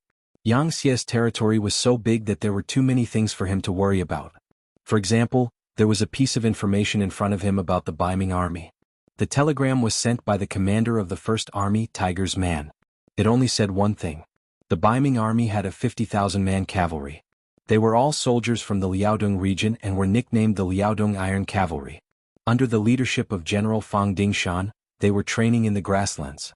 They constantly clashed with the small Mongolian tribes and sometimes provoked Yeshan and Walla. They won and lost. According to Tiger's Man's telegram, the 50,000-man Liaodong Iron Cavalry followed the policy of training soldiers through battles. Fang Dingshan used to be the commander of Zhu Qiyu's imperial bodyguards. He was quite trusted and was given a lot of freedom on this expedition. Since their appearance, the Baiming army's banner became famous in the grasslands and had a certain amount of influence. They're all restless people. Yang Qindong sighed and then looked at another telegram. It was sent by the Internal Intelligence Department of the Japanese Empire. The internal strife there had already begun, and some places had already broken out of the control of the emperor and the great general's office. In other words, it wouldn't be long before the Japanese Empire's affairs had to be resolved. Thinking about Princess Junko, who had returned more than a year ago, Yang Qindong looked in the direction of the Japanese Empire and said to himself, "Don't let anything happen to you. Otherwise, a lot of people will be buried with you." January 1457 AD. Yang Qindong returned to Chichen City and prepared to spend the new year here. At the same time he accompanied his wife Hu Yin to wait for her delivery. On the 7th day of the second lunar month, on this seemingly ordinary day, a baby boy was born. When Yang Qindong was 20 years old, he finally had his first son, named Yang Bo Bugnam of Gojoseon finally had a son, and there was someone to inherit the family name. Naturally it was a great day for the entire Yangxia. Chichen City was immediately decorated, and it was even more lively than the new year. The various provinces and regions under the Yang faction also sent representatives to the city with gifts to celebrate and express their joy. Good things come in pairs. On the third day after Yang Bo was born, King Abu Berkel of the Great F country announced his surrender in Cotton Orchid Island. After more than half a year of siege, the city was already in chaos. Originally, Abu Berkel wanted to continue supporting because he still had soldiers and food in his hands. However, the people had already had enough of these days of fear. Under the instigation of the intelligence department in the city, they rushed into the city and surrounded the palace. The power of the people was great, especially when it came to their own safety. Often they could exert unimaginable power. Facing the flood of people, the soldiers of the Great F country did not stop them. In the end, Abu Berkel was captured. The city gate was opened and he was sent to the cold front navy that surrounded the city. With the capture of Abu Berkel, the fall of the Great F country was announced, and the entire Luzon island was unified. At this point, the Great F country and the original Sulu country were all under Yang Xia's control. Yang Xia also gained more than 6 million people, and its strength increased by a large margin. In more than a year, Siam and the Great F country were divided. With more than 10 million people, Yang Xia's strength was evident. However, this time, Yang Qindong only moved the 6 million people in Siam's current Thai province. Half of the 3 million people were moved to other provinces. The 6 million people in Luzon Island were not moved. They were reserved for the next move to the Japanese Empire. At that time, 5 million people would be sent to the Japanese Empire. Yes, Yang Qindong had raised his butcher's knife. The next target of his plan was the Japanese Empire. The reason why he said it was a plan was because Yang Qindong could not guarantee that there would not be other accidents. For example, the sudden appearance of the 50,000 Liaodong Iron Cavalry in Baiming was an accident. According to the report of the new army commander Tiger's Mane, this Iron Cavalry was very arrogant on the grassland. Not only did they have the opportunity to clash with the Walla Iron Cavalry, but they also occasionally encountered caravans that traded with the first city. Although they could not kill and rob, they still had to pay for the passage.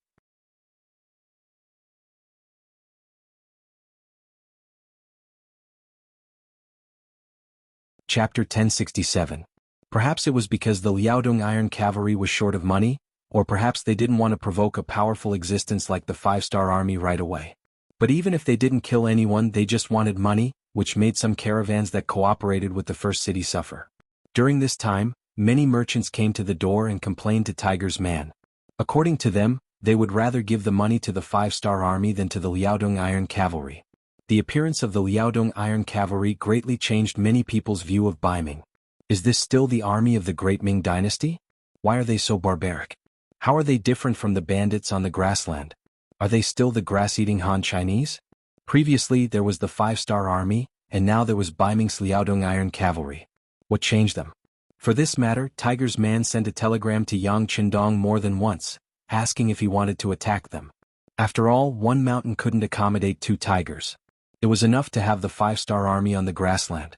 Yang Qindong suppressed Tiger's Man's intention to attack. He now had a target to conquer, the Japanese Empire. This was a country with a population of more than 10 million people.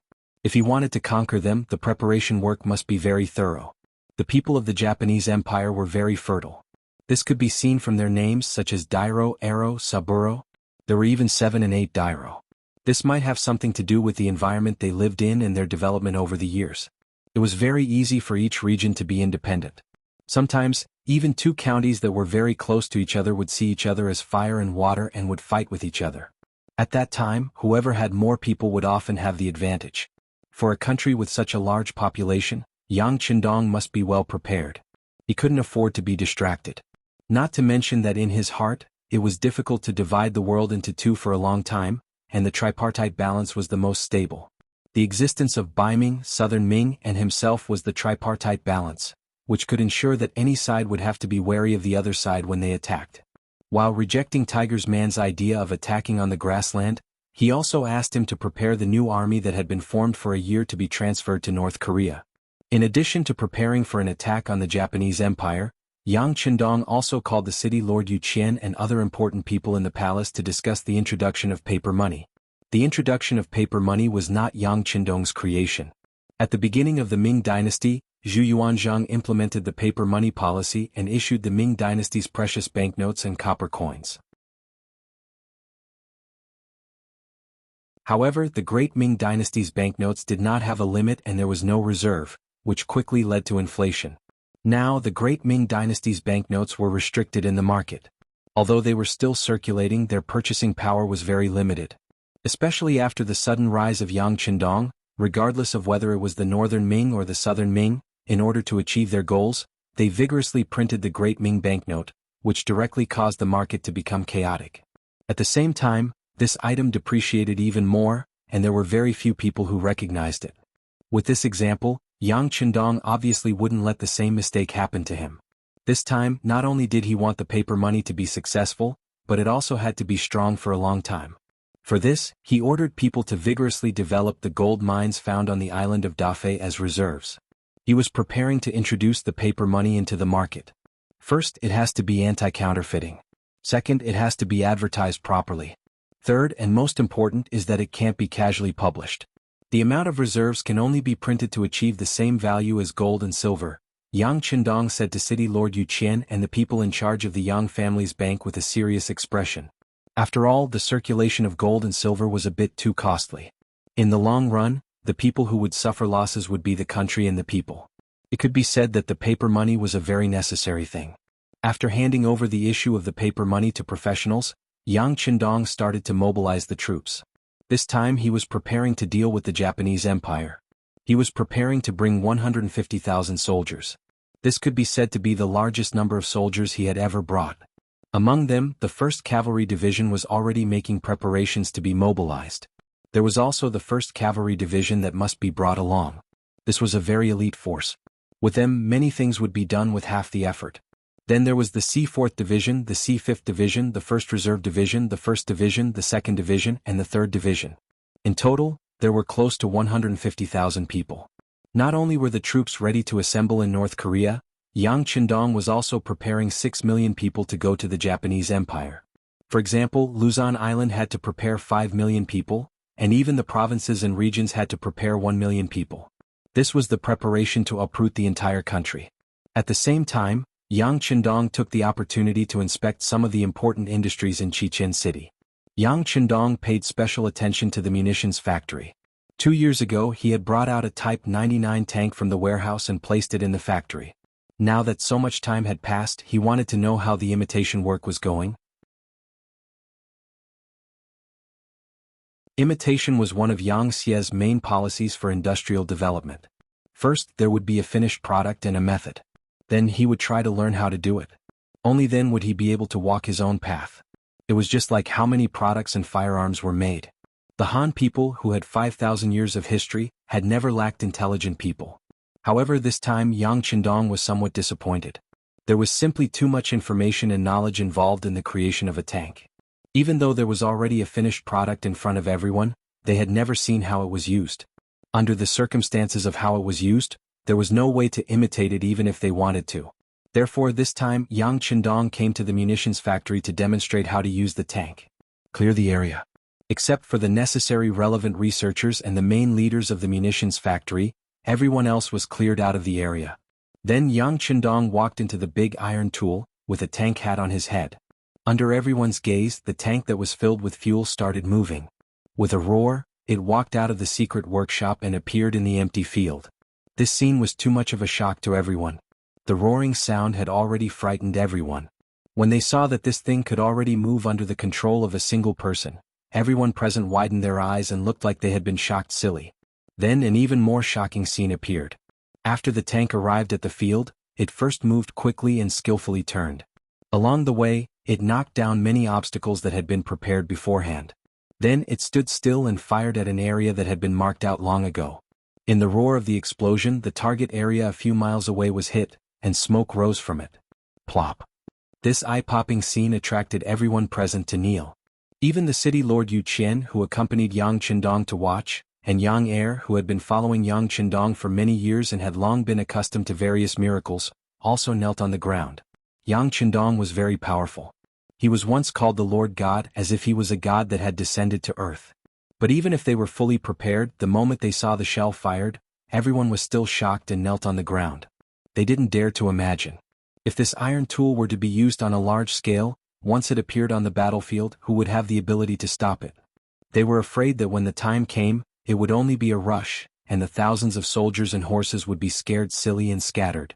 When everyone knelt on the ground, the tank extinguished the fire and stopped. Yang Qindong, with a tank hat on his head, got out of the cockpit. His appearance here attracted loud shouts that shook the heavens and the earth. If one listened carefully, they would hear the three lords of God talking non-stop. Well, this thing is somewhat magical, but it's more of a function of technology. So, you choose 2 people and I'll teach them how to drive and operate it.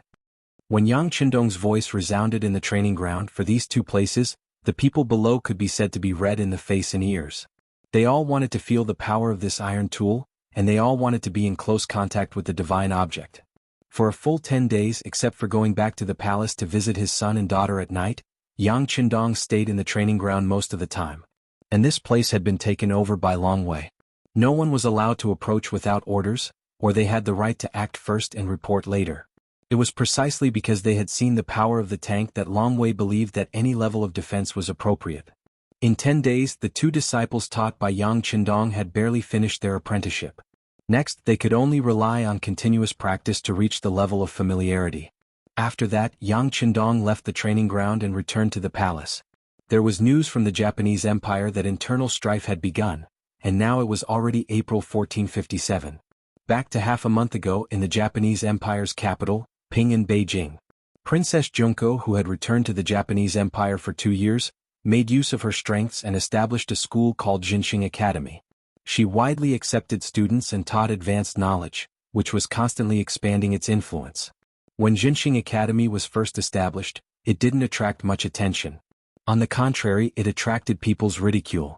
In the Japanese Empire, the status of women was naturally subordinate to men. They often believed more than China that a woman without talent was virtuous. It was not surprising that Junko was a princess. Fortunately, Junko's actions received the support of the emperor, who was also his father, the Garden Emperor. There was no other way. His son, Chenin, was only 15 years old, and Junko, who was already 20 years old, naturally became the person that the emperor valued. Speaking of which, the emperor only had a good name, but his life was not easy. In the history of the Japanese Empire, since the end of the Heian period, the emperor, who originally had absolute control over the Japanese Empire, began to lose his power. In 1192 AD, Minamoto no Yoritomo established the Kamakura shogunate, and the emperor began to fall and became a puppet of the Kamakura shogunate. Later in history, the emperor became a puppet of the Muromachi shogunate. The emperor became a puppet of the shogunate for more than 600 years. Not only did he not have any real power, but sometimes even his basic necessities such as food, shelter and transportation and holding ceremonies had problems due to financial constraints. The most typical example was the 103rd generation Emperor Hutu Miyamoto. He was Junko's younger brother.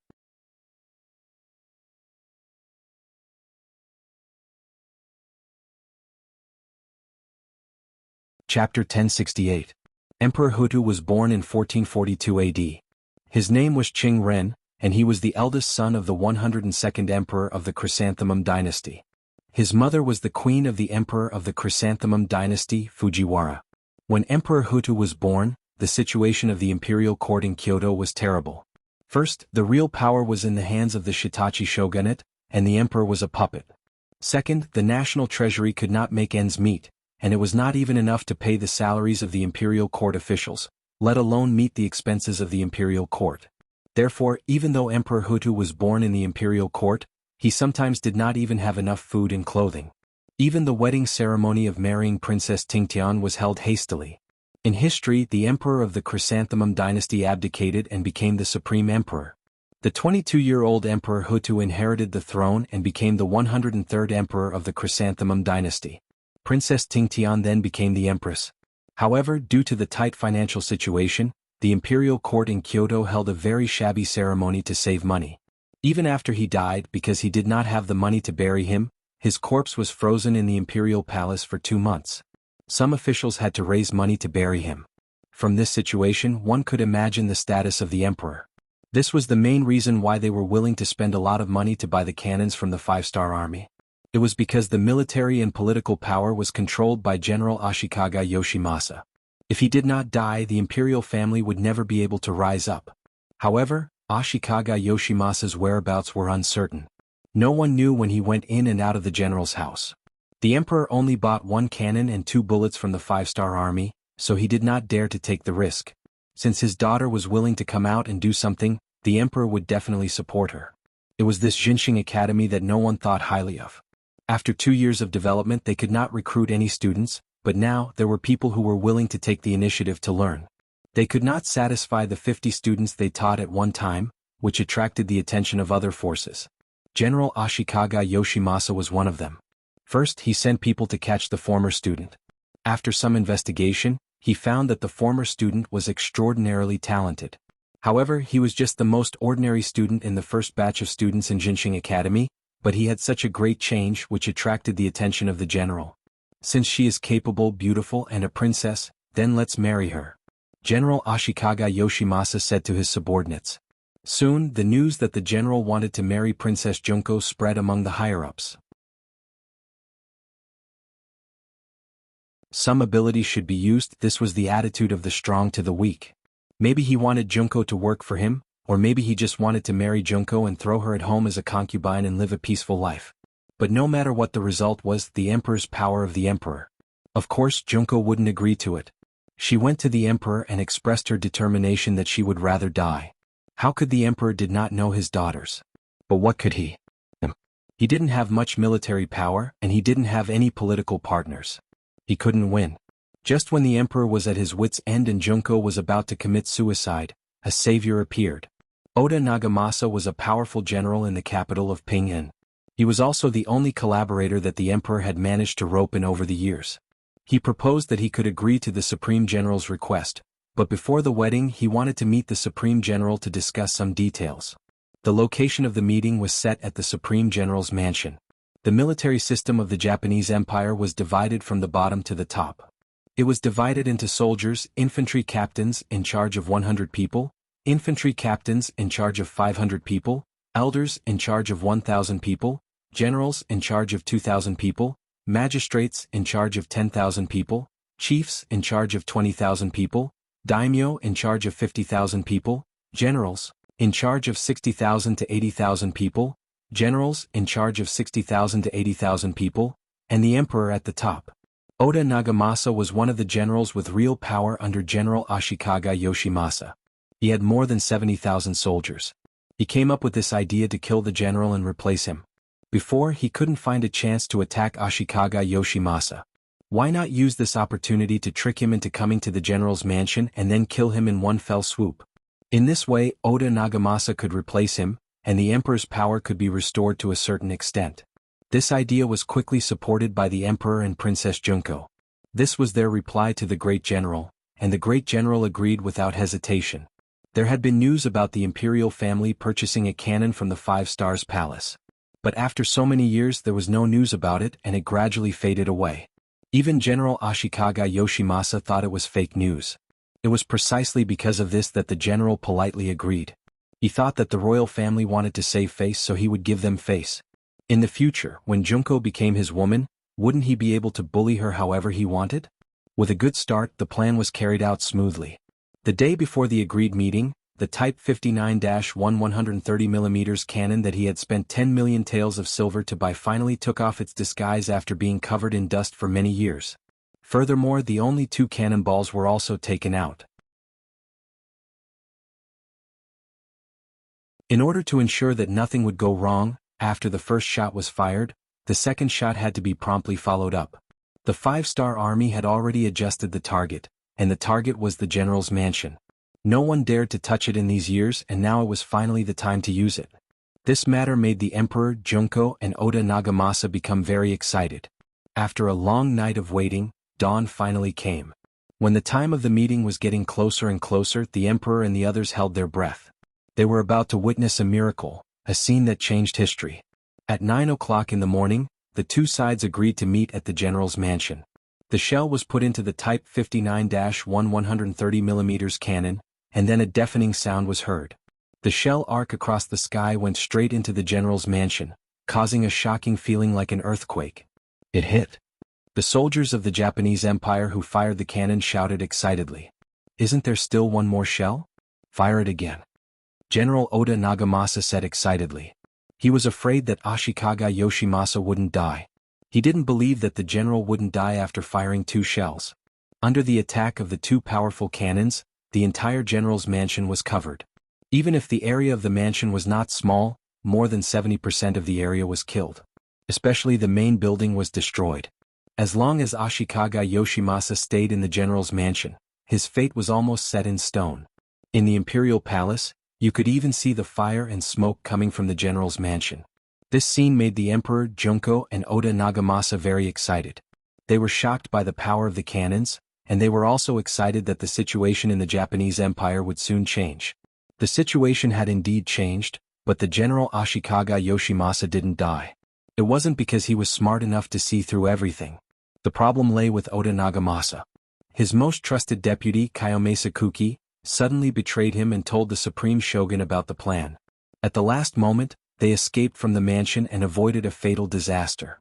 When Oda Nagamasa heard the news, he saw the general's army outside the imperial palace.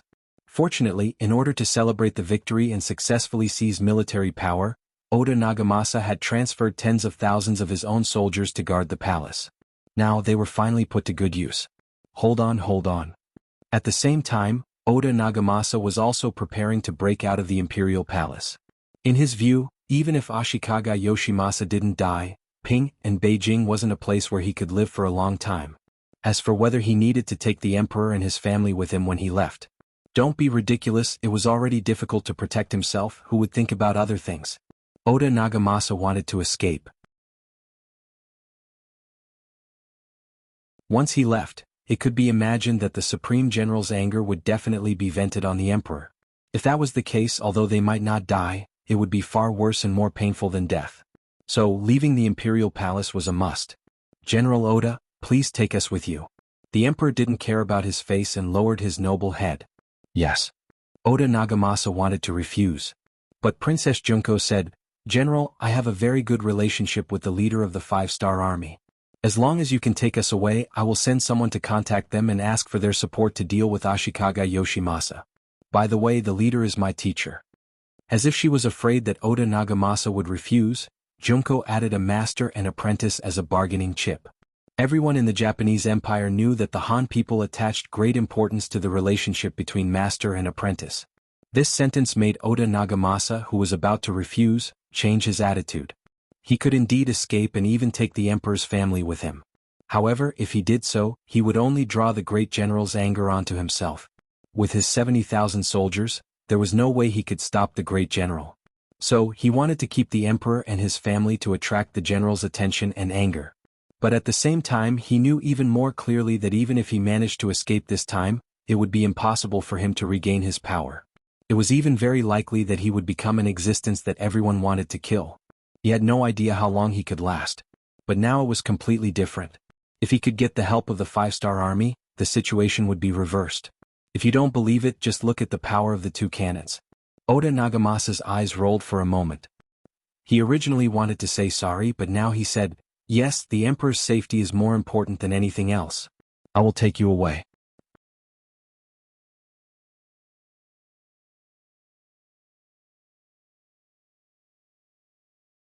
Chapter 1069. Later, when the great general's soldiers entered the palace, they had already disappeared. Only the 59 to 130 mm cannon that was still a little warm could be seen at the back of the palace. Take care of this thing, this is the evidence that the 5-star army wants to persecute this great general. I will go back and ask them for an explanation. Great General Ashikaga Yoshimasa's face flashed with anger. There were often ships of the 5-star army near the island. Usually, they also exchanged business, so their relationship was quite good.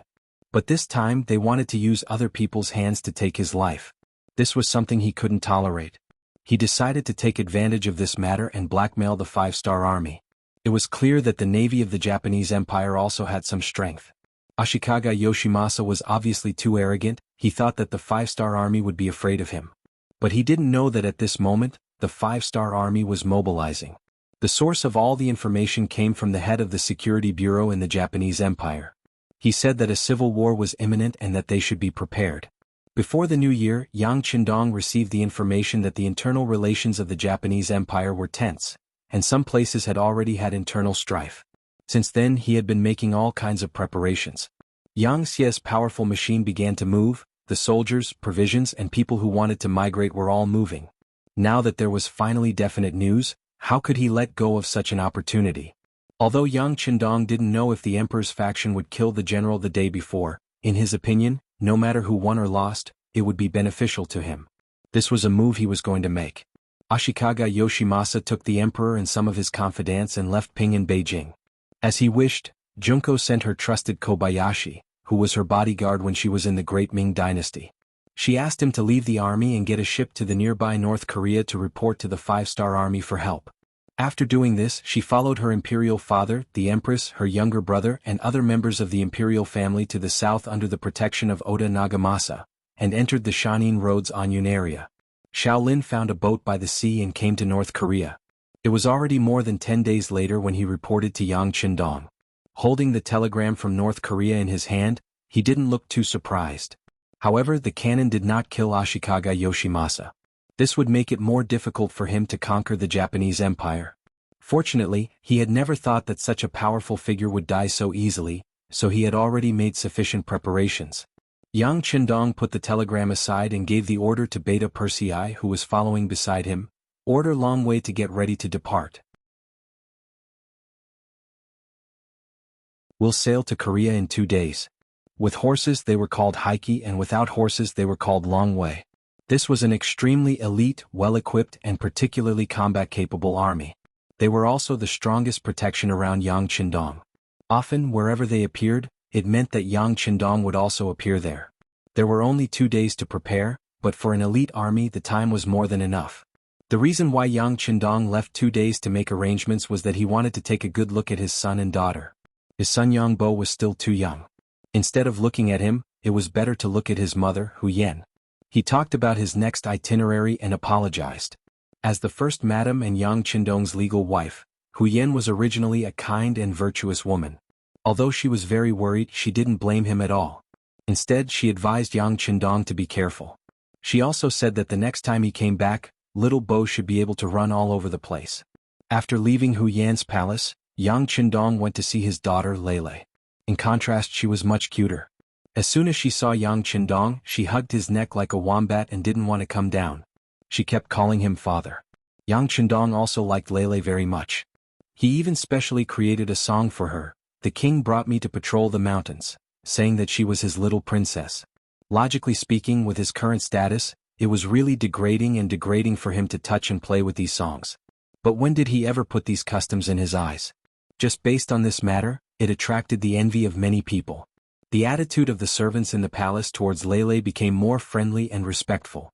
Yang Xia also had many similarities with other dynasties. For example, the people below were also very understanding. Whoever was favored would be more popular. Fortunately, Yang Qindong also treated the other madams very well. At least he did his best to treat them equally. In addition, Hu Yan, as the legal wife of the princess consort, had no intention of suppressing any of her younger sisters. This allowed the palace to appear to be harmonious. Even if there were some disputes, no one would show it on the surface. Whether the backyard was stable or not was directly related to the situation on the front line. Seeing that the backyard was fine, 2 days later, Yang Qindong took the last 1,000 Long Wei to leave on the transport ship and went straight to North Korea. At this time, the Japanese Empire had already started a war, especially in the Anyun area. The army sent by the great general Ashikaga Yoshimasa had already fought with Oda Nagamasa's army. Ashikaga Yoshimasa's reason was dignified. He said that someone had kidnapped the royal family, and he came to rescue them. Oda Nagamasa was also not incompetent. He held the emperor hostage and ordered his vassals. He said that someone wanted to rebel and he was protecting the emperor. He also asked others to do the same as him, to make their own efforts and contributions to protect the royal family and the emperor. Everyone said that they were right and everyone said that they were righteous. The two groups of people fought together. The other forces of the Japanese Empire that received the news didn't intervene. If they rashly acted without seeing the result, it was very likely that they would become cannon fodder. No one who could become the leader of a force was a fool. When Yang Qindong arrived in North Korea nearly 20 days later, the situation in the Japanese Empire was already very critical. From the feedback of the intelligence department, it was obvious that the great general's side had the advantage. He had always been in charge of the military and political power of the whole country. Oda Nagamasa was just one of the vassals. Naturally, their strength was not equal. It seemed that he couldn't hold on any longer. The governor of North Korea province, Zhang Yi, had already done the logistics work for the army. Some of the people who came here first were also properly settled by him. When the five-star army entered the territory of the Japanese Empire and stood firm, he would immediately send people to make sure that they occupied a place. This was to ensure that they didn't go back and forth and didn't cause extra trouble for the army. Yang Qindong praised Governor Zhang Ye's work. Then he called a group of military generals and pointed at Tsushima Island in the Japanese Empire's terrain on the sand table. He said, "This will be our primary target. Commander Su, I will give this task to your army. Is there any problem?" "I promise to complete the task." The new army's commander, Su-hee, stood at attention and replied confidently. The new army was an army that had just been established. However, it had been more than a year since the establishment of the army. The personnel structure was already very complete. Especially the commander, Su-hee, who was originally a general. Since he was captured by Yang Chendong, he had repeatedly made contributions to the army. Under the leadership of such a strong general, the combat power of the new army had been constantly improving. What they lacked now was actual combat experience. It was because of this that Yang Chendong transferred the new army to the front line this time. It was to give them a good opportunity to fight. In Yang Chendong's eyes, the Japanese Empire was not worthy of being called a big enemy. His real enemy was still the grassland. Su-hee took the position of the vanguard, which made the other division commanders envious. However, they were just envious. No one dared to disobey the orders of the sixth young master. Besides, the Japanese Empire was also one of the big countries. If they wanted to completely occupy this place, they would have to fight a lot of battles. Everyone was ready to fight. After the order was issued, 2 hours after the meeting, a large number of ships belonging to the five-star army began to set off. They set off from Pusan, the southernmost part of North Korea, and went straight to Tsushima Island, which was hundreds of nautical miles away. Tsushima Island belonged to the West Hokkaido area of the Japanese Empire. The chief in charge of guarding this place was called Fukushima Nagashi. He had 20,000 soldiers and nearly 100 warships in his hands. It was a well-known force. Because they fought by the sea all year round, this army was very mobile. If they couldn't win, they could just board the ship and escape to the sea. With this, even the orders of the Supreme General Ashikaga Yoshimasa were not completely effective here. Fukushima Nagashi was also paying attention to the Battle of Anyun, but in his view, it was just an internal strife for benefits. To put it bluntly, it was a dog-eat-dog fight. No matter who won in the end, it had nothing to do with him. So during this period of time, his days were very leisurely, and he was just a good spectator watching the show. Suddenly, one day, a large number of naval forces flying the flag of the five-star army appeared around Tsushima Island. As soon as they appeared, they surrounded the island in all directions, not leaving a single gap. This situation really scared the Fukushima chief, who had been on the battlefield for a long time. The ones surrounding the island were the C4 and C5 divisions responsible for transporting the new army soldiers. In their eyes, their navy would play a big role in attacking the Japanese Empire. Just like now, no matter who was the vanguard, in the end the navy would be the first to act. Fire the cannons. The two Cold Front Division commanders gave the order almost at the same time. Hundreds of cannons installed in the ships were fired at the Japanese Empire's ships. There were less than 100 ships facing the attack of two elite Cold Front Division commanders. There was no way they could resist. As the ships of the Japanese Empire were sunk or hit, the remaining ships of the Japanese Empire quickly retreated, heading towards the depths of Tsushima Island. "Haha, it's up to our new army now. Pass down the order, prepare to land," Su-hee said excitedly. He was afraid that the two Cold Front Division commanders would fire directly into the depths of Tsushima Island. If that happened, he wouldn't live up to his name as the vanguard. Fortunately, these people knew how to endure and gave him the opportunity to attack.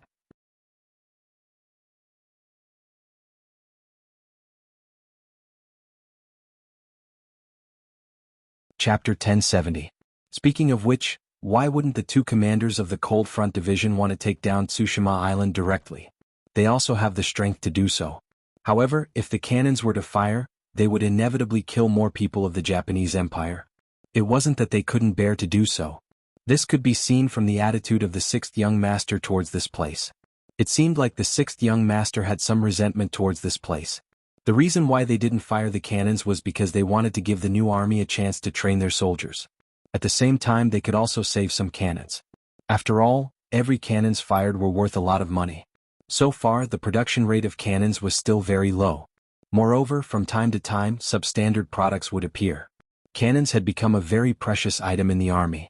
The soldiers of the new army couldn't wait any longer. As soon as the ship docked, they rushed towards the island like madmen. After losing the ship, Fukushima Nagamasa's combat strength had decreased by more than half. "Quick, release the smoke, call for reinforcements." Fukushima Nagamasa, who was forced to retreat back to the island, heard from his subordinates that countless five-star troops had already begun to disembark and fight. Immediately he was scared out of his wits and screamed in horror. Calling for reinforcements was something he learned from Wuxia. At the time when there was no telecommunications, this method was still somewhat effective. At least, it notified others that there was a foreign invasion on Tsushima Island. However, it was a pity that the five-star army had been planning for a long time. How could they give them any time to breathe?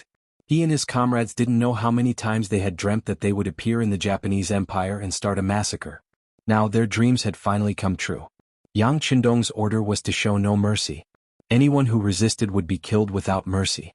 It's just a small island nation. How dare they overestimate themselves and spy on Wuxia? How dare they try to swallow an elephant? Now was the time to deal with them. There was no need to be soft-hearted or have any scruples. This was because he was giving them a taste of their own medicine. Moreover, he was paying them back 100 times. The new army entered Tsushima Island in a mighty manner. The 4 cavalry divisions mounted their horses and launched a fierce attack. In front of Fukushima Nagashi's army, which did not possess any firearms, not even the most primitive firearms, the appearance of more than 30,000 cavalrymen was like a tide of beasts, instantly drowning them. The frontmost Japanese army was forced to retreat, suffering heavy casualties. Cavalry had a natural advantage over infantrymen. They were both using cold weapons, but they were destined not to be opponents of the same level. There would only be one result in this clash. The cavalry would slaughter in all directions, and the infantry would be defeated like a mountain. It was the first time for many of the new army soldiers to go to the battlefield, but each of them had undergone at least half a year of hard training before coming here. They had long memorized the things that they should pay attention to. Right now, they were just performing at the level that they had been training for. Facing the Japanese army that had no fighting spirit and only knew how to continuously retreat, even if they were a little flustered, they quickly got used to it. After all, it was the easiest to fight a battle where the wind was blowing. This was the reason why Yang Qindong sent the new army for the first battle. In contrast, the new army had the least amount of combat experience among the 150,000 soldiers he brought with him. This was a chance for them to make up for their shortcomings. It was true that the new army was a new army, but their combat strength was not the weakest. They had been training for a long time, and each soldier carried the hope and future of their family. Compared to the Yishi, their fighting spirit was much stronger. After the victory of the first battle, the new army's morale was high. They lined up on the island and waited for Yang Qindong to inspect them. It was said that morale was built through fighting. The situation on the battlefield was one-sided. The new Third Army had only won a big victory, but it was as if they had been reborn. Many of the new soldiers had successfully accepted the baptism of the battlefield and completed the transformation from new soldiers to veterans. The opponent in this battle was only 20,000 people, and they were not well prepared. Victory is deserved. This was the first sentence that Commander Su He said after seeing Yang Qindong. Yang Qindong nodded approvingly and said, "Very good. Since that's the case, I'll give you another chance to perform. Next, the new Third Army will cooperate with the other divisions to take down all the territories of the West Sea Road. Are you confident?" "Yes." Su He just answered instinctively, but then he realized what Yang Qindong meant. He couldn't help but widen his eyes and said, "Don't we have to go to the Anyun area first?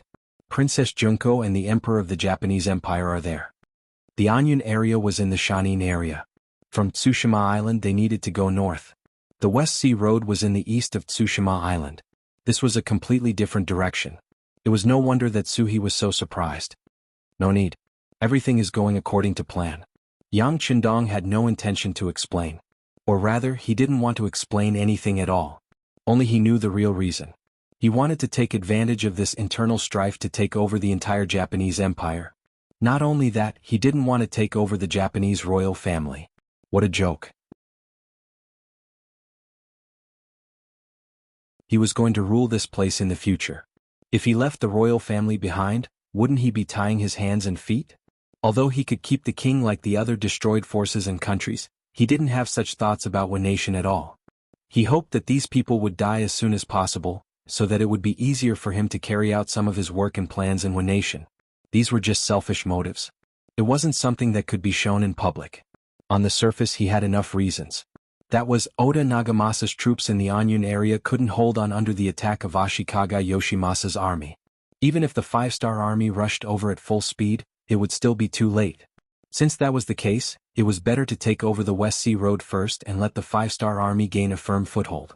With enough reasons, and the plan was proposed by Yang Qindong, how could the other generals have any objections? What they wanted was nothing more than military exploits and killing enemies on the battlefield to temper themselves. As for where to attack first and where to attack later, they just needed to follow orders. Therefore, after the first battle of capturing Tsushima Island, the five-star army didn't go north as some of the so-called military strategists of the Japanese Empire expected. Instead, they suddenly went east and entered West Sea Road. Not only did this greatly surprise some people, but it also caught the Japanese army by surprise. Onion area. Ashikaga Yoshimasa was facing the tenacious resistance of Oda Nagamasa. In addition, he received the news that the five-star army suddenly launched an attack on Tsushima Island. He felt that something bad was going to happen, so he accelerated the attack. In the name of the Supreme General, he mobilized troops from all over the country to launch a fierce siege. For a time, Oda Nagamasa's troops suffered heavy losses and were in imminent danger. Junko was in a small courtyard assigned to her, and her face was full of anxiety. She also heard the news that the five-star army appeared on Tsushima Island. She wasn't angry about the sudden invasion of an alien race. Instead, she was somewhat happy. According to the time, Kobayashi should have just arrived in North Korea not long ago. Didn't this mean that he still had her in his heart? While she was happy in her heart, she was also worried. Junko didn't know if he could really save her. After all, from the current situation, this place was already very dangerous. Once Ashikaga Yoshimasa attacked this place first, she, the emperor, empress, and her brother would be forced to become hostages. They might even have to live a life worse than before. At that time, even if he wanted to attack, he should have some scruples. Junko had to say that she was thinking too much. You Japanese Empire people are holding your own emperor to threaten who? Yang Qindong is just an outsider. Why would he be afraid of such a threat? Once a woman fell in love, her IQ would also drop. Junko was like this. She optimistically thought that the five-star army came to save her. While she was looking forward to it, another woman appeared beside her, temporarily breaking this unrealistic idea. Princess. The woman who appeared beside Junko was good-looking, especially with a very graceful figure. Yoshiko, why are you here? Junko looked at the woman who came to her side and asked with a smile. She knew this woman.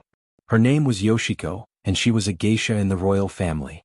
With her good dancing and perfect figure, she attracted the emperor's interest. After being introduced to her, she was specially invited to the palace. Because they were about the same age, they quickly became familiar with each other.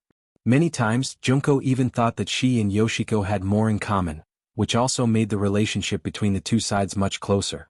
Usually, Yoshiko would find time to chat with Junko.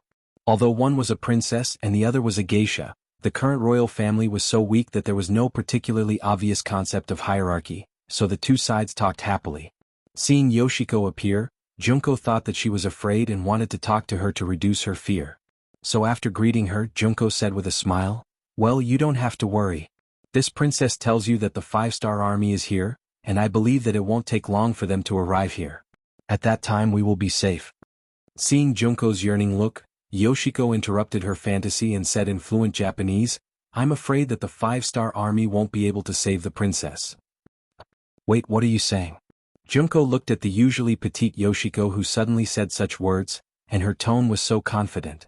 For a moment, Junko was stunned and asked as if she didn't know Yoshiko. "I said that the five-star army won't be able to save the princess."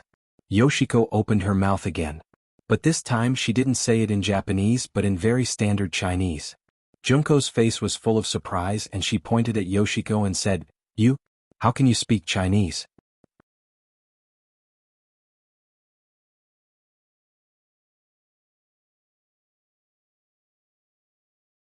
Chapter 1071. In the Japanese Empire, although it could be said that they were separated from the Han people, Qin Shi Huang sent Su Fu to bring 500 boys and girls to Japan, and that was how the Japanese Empire came to be. This saying was not only in the Ming Dynasty but also in the Japanese Empire. However, there were very few people in the Japanese Empire who could speak Chinese. After all, this was an island country and without many opportunities to interact with the outside world, this foreign language was really not very useful. That was why Junko was so surprised. In fact, after she returned to the country, other than the captain of the guards, Kobayashi, This was the first person who spoke Chinese to her. Junko was still surprised, and Tomiko opened her mouth again. Because I am a Han person, I can naturally speak Chinese. Not only that, but I was also sent by the sixth young master to protect the princess. Oh, by the way, this is a token. I believe the princess will believe me when she sees it. Tomiko took out a portrait, and it was a portrait of Junko, and it was Junko wearing a Ming Dynasty uniform. Judging from the clothes she was wearing, it should be the clothes and appearance she wore when she was studying in the Yang Family Academy. Looking at the portrait in her hand, it seemed as if she was thinking of the happy times she had in the Yang Family Academy. It was impossible for someone without that kind of experience to draw such a picture. Junko raised her head again. At this moment, she already believed that Tomiko was sent by him, but she was still a little curious about the purpose of Tomiko's appearance. You are not from the Japanese Empire, and you are not a geisha. What is your identity? The princess is right, I am not a geisha. That is just a way to hide my identity and make you accept me. My real identity is the intelligence director of the CIA stationed in the Japanese Empire. As for the name Tomiko, it sounds very nice, I like it very much. When it was time to show her cards, Tomiko said without hesitation. Revealing her identity was just the beginning, and it was just for the next plan. If she couldn't gain Junko's trust, it would be difficult to carry out the next many tasks. Tomiko's honesty won Junko's favor. More importantly, she knew that all the arrangements were made by Yang Qindong, which was enough to prove that he still cared about her. Especially when she thought that Tomiko's appearance meant that she and her father would be safer. She said happily, "Since that's the case, are you here to save you?" "Yes, the princess is right. But that's not entirely correct. I only want to save the princess, not all of you." Tomiko's expression returned to indifference, as if she had taken the lead from this moment on. "Save me? It's just me." "Yes." Tomiko nodded again. "That won't do. If you want to save them, you have to save my father, mother, and brother as well." Junko said stubbornly. "Impossible." Tomiko shook her head. "With my ability, I can only escape with the princess. As for the emperor, empress, and Prince Qin, they will be fine. No matter who has the advantage in the end, their safety should be guaranteed. At most, the environment will be a little bad.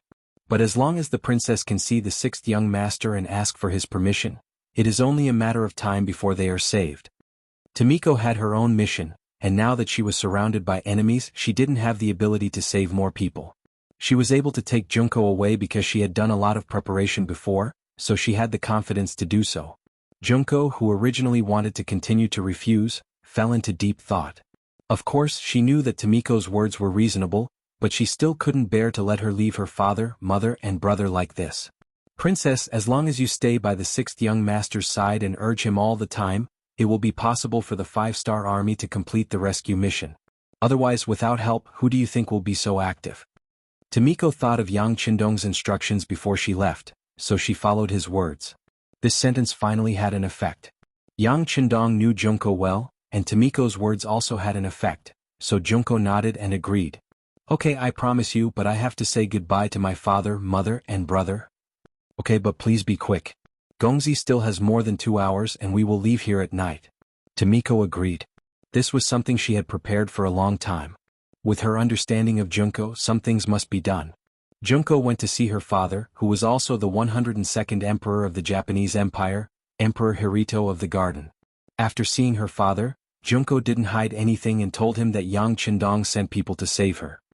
"Father, you have suffered, but as long as you hold on for a while, I will definitely persuade him to send troops quickly and save you." Junko's words also frightened Emperor Hirito. He didn't expect that he only stayed because he saw Tomiko's good dancing skills, and this coincidence was actually arranged by him in advance. He really didn't know what that person didn't know. Because of this, he also had a sense of fear. Once this kind of smart person had an idea about the Japanese Empire, would he allow him to continue to exist? He was already an obstacle on the other side's way. The best way to deal with an obstacle was to kick it aside, or even eliminate it directly. Since this Bugnam of Gojoseon of the Great Ming Dynasty had calculated everything, how could he not see this step? If so, wouldn't he be in danger? Emperor Hirito really wanted to tell this matter to his daughter, but he still held back. Since his daughter liked that man very much, then he would let her obtain her own happiness. There were some words that would only hurt feelings if spoken out loud. And most importantly, with his daughter as a link, Even if the Japanese Empire was heavily damaged by the five-star army in the future, as a father, he could more or less benefit from it. Thinking of this, for his own benefit, Emperor Hirohito said, "Father can see that he likes you very much. Since that's the case, then be with him, and then use his power to promote the power of our emperor, and benefit the people of the Japanese Empire." Her father agreed, and he was still so supportive of her. Junko's face was filled with joy. "Yes, father, Junko promises you." When she said this, there was a trace of shyness on Junko's face, but she did not know that this was the last time she saw her father. Everything that happened after that was completely unexpected. When Yang Qindong received the news that the emperor of the harem was killed, he was also surprised. After all, Yang Qindong did not really want to kill this person, even if it was for Junko's sake. He just wanted to use this war to completely weaken the influence of the imperial family on the Japanese Empire. Unlike the leaders of other occupied countries and regions, they would quietly hide people and tell others that they were dead, so as to cut off some people's thoughts, and let them live a peaceful life in private. But often plans were not as fast as changes. Back to the present. With her father's consent and blessing, Junko quietly left the compound with Tomiko when it was dark. Tomiko had already prepared for all of this. First, she got 2 sets of men's clothes, and with the help of some things, the 2 beauties quickly became 2 middle-aged Japanese Empire men. Then, under the cover of night and the protection of the CIA in the dark, they left the Anyun area. In order not to be discovered, Tomiko even found a woman who looked similar to Princess Junko. She spent a lot of money to find this woman from the Japanese Empire in order to delay the discovery of the princess's disappearance. The plan went smoothly. Junko was just a girl. In the eyes of Oda Nagamasa, her status was far less important than the emperor and his son, Prince Seiji. She was even less important than Empress Tengara. Junko, who was just a marginal figure, successfully left. Under the unified plan of Yang Qindong, the 5-star army didn't attack the Mountain Sun Path. Instead, they suddenly attacked the West Sea Path. The Chikuho area, Feiho area, Oyu area, and Fengho area were successively attacked by the 150,000 5-star army in multiple ways. Faced with either long guns, short cannons, armored cavalry, elite soldiers, or a sea of soldiers, the defenseless West Sea Path quickly fell. Finally, the army gathered in the Fengqian area, which was the border between the West Sea Path and the Mountain Sun Path, and it only took 13 days. In 10 days they took down one of the 7 major areas of one nation. Of course, it was because they were caught off guard.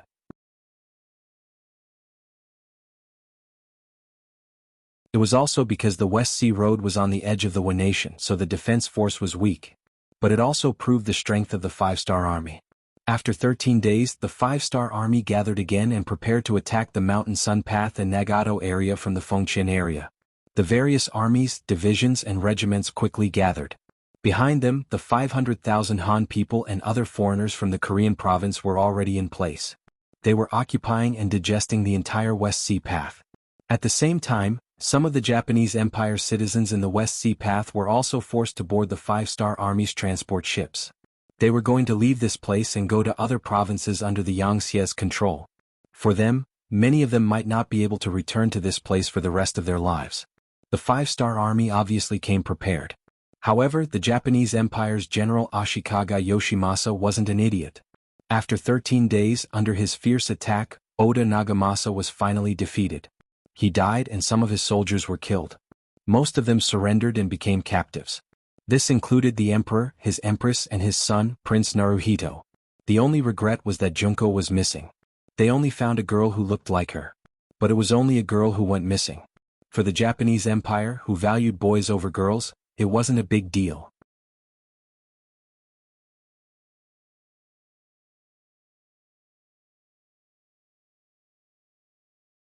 Chapter 1072. The most important thing was that the Emperor of Japan was now in his hands again. General Ashikaga Yoshimasa was very happy. He sent Kayome Sakuki to bring the Emperor of Japan and his family back to the palace in Ping and Beijing. After that, he began to gather more people to prepare for the battle with the 5-star army. At the same time, he also wanted to see what reason Yang Qindong would use to start a war in the Japanese Empire if he couldn't save the Emperor of Japan.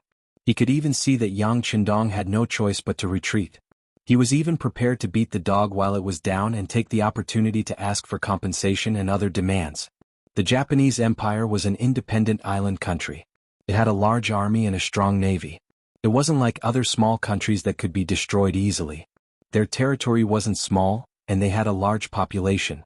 If they wanted to escape, they could hide anywhere in the ocean. Even if they couldn't win, they could still escape. They could find an opportunity to come back and take revenge. This was where his confidence came from. It was also why he didn't show any signs of cowardice when facing the 5-star army.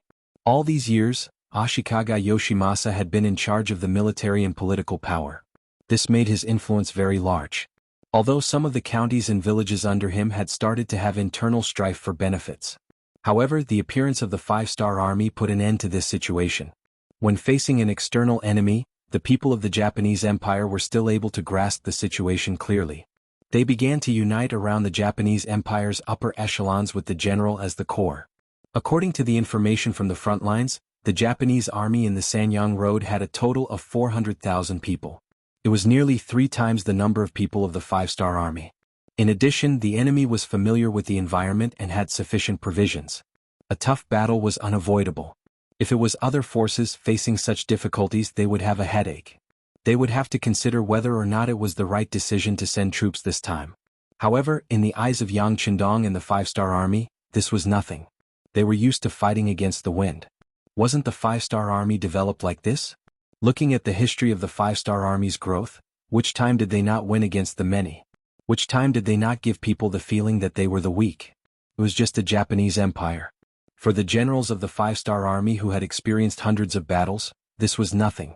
Just like now, in Yang Qindong's tent, 1st Cavalry Division Commander Tian Hu, New Army Commander Su He, C4 Division Commander Ding Yen, and C5 Division Commander He Gong were standing in a row, taking the initiative to ask for battle. The more difficult the battle was, the more one could prove one's ability by winning.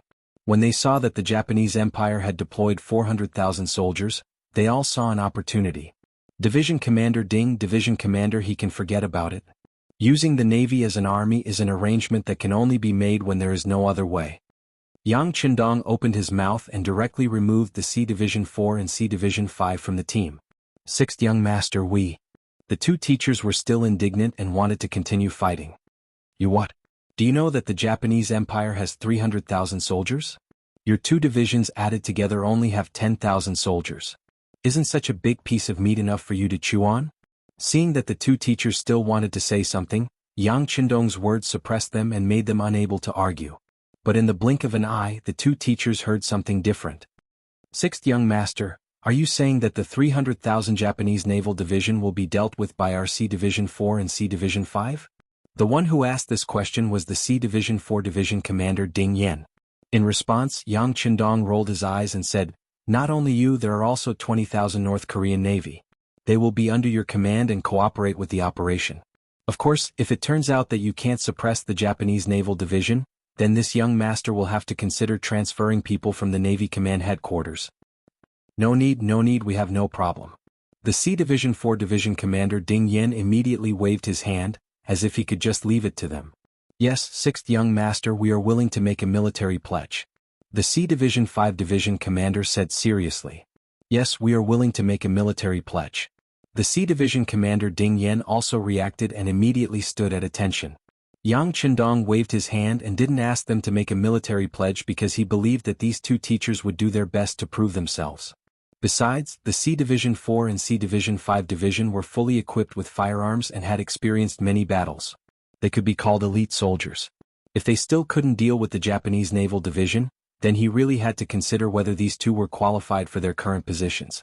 After the 2 teachers left, there was still a commander and a division commander standing in front of him. Facing their eager eyes, Yang Qindong still refused and said, "I know what you mean, but this time you can't take the lead. Leave it to the foreign races. They also need to be sharpened." Yang Qindong's words blocked the mouths of Tian Hu and Su He. The 2 of them also knew that the 6th Young Master was doing this for their own good. Besides, the Japanese Empire didn't only have 400,000 soldiers in front of them. There would be many more opportunities to fight big battles in the future. The 2 of them didn't say anything else and left the tent. After sending away the 4 generals, Yang Qindong called the 3 division commanders of the Wuxia Division, the Wuxia Division, and the Wuxia Division. He told them that the next task of attacking the Mountain Sun Path would be given to them. Looking at the three division commanders Niu Duo, Tu Hai and Wan Xiaojiang, the sixth young master said sincerely, "This is your chance to show off. Just do it. If you all die, this young master will replace you." Yang Qindong had always cherished the lives of his soldiers. Sometimes, in order to reduce the number of casualties, he would personally charge into the enemy lines. However, Yang Qindong always had a different view of the foreign races. This was an army formed for benefits, for the sake of standing out, and for the sake of a better future. Their starting point wasn't necessarily honorable. They didn't even have a sense of identity with him. Many of them had fallen because of him. If an army like this was too strong, who knew if it would become a gunpowder barrel at any time and blow him up? For people with such experiences, if they could die on the battlefield, it would be a good ending. It would dispel Yang Qindong's worries about them, and it would also ensure that the territory under Yang Xie's rule would be more stable and harmonious.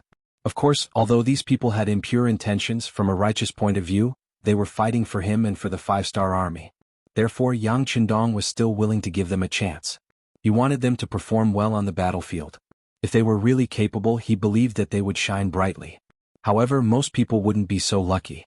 Yang Qindong made a promise in front of the three division commanders. He also said that more foreign races were gathering in Korea. It wouldn't be long before they arrived at the Japanese Empire and joined the battle. In other words, no matter how the battle was, their positions as division commanders wouldn't be shaken. Even if they were all killed, they could quickly rebuild. With this promise, Niu Duo and the other two had nothing to be afraid of. In front of Yang Qindong, they said that they would do their best to inflict more damage to the Japanese army and show that the five-star army wasn't afraid of death and hardships. Beta Persei, who was standing on the side, heard all the conversation. When Niu Duo and the other two left with excited faces, he finally couldn't help but ask, "Young master, with just these three divisions, I'm afraid they won't be a match for the 400,000 troops of the Japanese Empire." Who said they were a match? Listening to such a short but straightforward answer, Beta Persei was stunned. Seeing that Beta Persei didn't speak, Yang Qindong smiled and said, "What? Are you very suspicious?" Since they knew that they were no match for them, why would they send these three foreign divisions to die on the battlefield? Yes. Beta Persei did think so in his heart, but there were some things that he couldn't ask. He didn't even think that the young master would really answer him. Yang Qindong still answered, "The time isn't right. We are invading for no reason now. We don't have enough reason.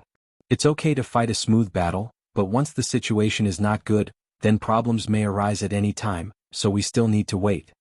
As for what they were waiting for, Yang Qindong didn't say it clearly, and Beta Persei naturally didn't ask more. Of course, he didn't know that Yang Qindong had another idea, and that was the army of the Japanese Empire, especially their samurai army and ninja army. Their strength couldn't be underestimated. Yang Qindong would value people with ability. He still had a great dream to achieve. Of course, unifying the Asian region was not his goal. Now, unifying the Asian region and integrating the energy here to make sufficient preparations to attack other regions was what he wanted. If the main elite force was sent out at once, the casualties on both sides would not be small. This was not what he wanted to see. What he wanted was more captives, more people who could be used by him. Naturally, the timing was also very important. Next, Yang Qindong asked Beta Persei to find the captain of the Wolf Fang Special Forces, Tai Hu.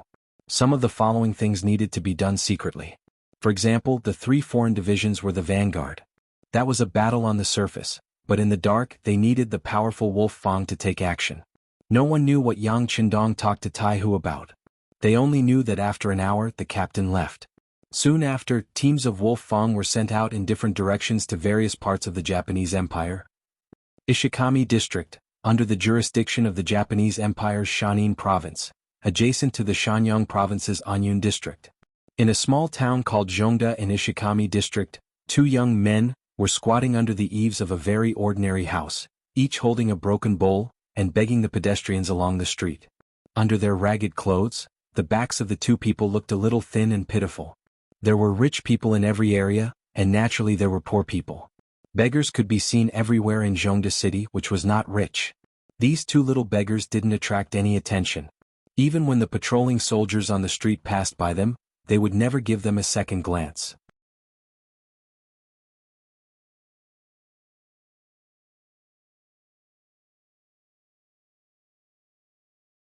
Chapter 1073. Thus, the two beggars stayed on the main street in an ostentatious manner. Of course, no one would know that they were the princess of the Japanese Empire, Junko, and the manager of the CIA in the Japanese Empire, Yoshiko, who had escaped from the Anyun area. Under the secret protection of the CIA operatives, the two of them walked out of the Anyun area and came to the neighboring Gyeongda city. They came to a place that had been prepared for a long time. But what was unexpected was that because the five-star army only took 13 days to conquer the entire West Sea Road, it caused the Japanese army in other areas to be nervous. They increased the intensity of their patrols, and for any foreigners who suddenly appeared for any reason, they would strictly investigate them, fearing that they were spies sent by the five-star army. Because of this, the previous safe place could no longer be used. And in order to not attract attention and not have any accidents during the investigation, Yoshiko suggested that they disguise themselves as beggars to avoid all the dangers. After all, Junko was a princess of a country. Even when she was in the capital of Baiming, no one wronged her. But now in her own country she had to disguise herself as a beggar that everyone avoided, so she had some complaints. But Yoshiko said, if you want to take revenge and successfully see the sixth young master, you can only do this. Otherwise you will be taken away and become one of the threats to the sixth young master. At that time, not only would it be difficult to take revenge, but her life would also be in danger. After weighing the pros and cons, Junko agreed. Now she stretched out her small hands and squatted on the street with Yoshiko. The two squatted together, paying attention to the pedestrians on the street. When they found that no one was staring at them, Junko whispered, "We have been begging here for 10 days. When will it end? Will sensei really send someone to pick us up? Why do I feel that I am getting more and more used to my current role?" Hearing Junko's complaint, Yoshiko's expression didn't change. Instead, she explained very patiently, "Don't worry, the news has already been spread. The sixth young master will definitely not ignore it. Maybe it won't be long before the people who will save us appear. All we have to do now is wait patiently." Tomiko didn't want to dress up as a beggar, but she had no choice. There were only 6 CIA operatives around them. Once they were discovered, they would be in a very dangerous situation. They had no choice but to do so. However, Tomiko was willing to accept all of this. She had already found out through some channels that the sixth young master was very good to Tomiko. Although it was said to be a teacher-student relationship, it was naturally different from an ordinary teacher-student relationship. This could be seen from the fact that the sixth young master had led troops to appear when the civil strife in Neon had not ended yet. Tomiko also heard that the sixth young master seemed to have a good impression of this foreign princess. What's more, some people said that the sixth young master once had the idea of marrying Tomiko. If all of this was true, then wouldn't her future be infinitely bright since she and Junko had gone through thick and thin together? Because of this, Tomiko was very patient with Junko. Even if they both became beggars, she didn't show the slightest resentment or dissatisfaction. Listening to Tomiko's answer, she thought that even an outsider could accompany her. What else could she be dissatisfied with? What else could she complain about? At that moment, she stretched out her dirty little hand again, as if she was going to order a meal. Time passed day by day. 2 days later, the two women were walking on the streets of Gyeongda City, looking for a place to hide today. Suddenly, an accident happened. A gust of wind suddenly blew. Caught off guard, the two women were blown by the wind. Their clothes were blown by the wind, and the broken hat on their head was blown away, revealing their beautiful black hair.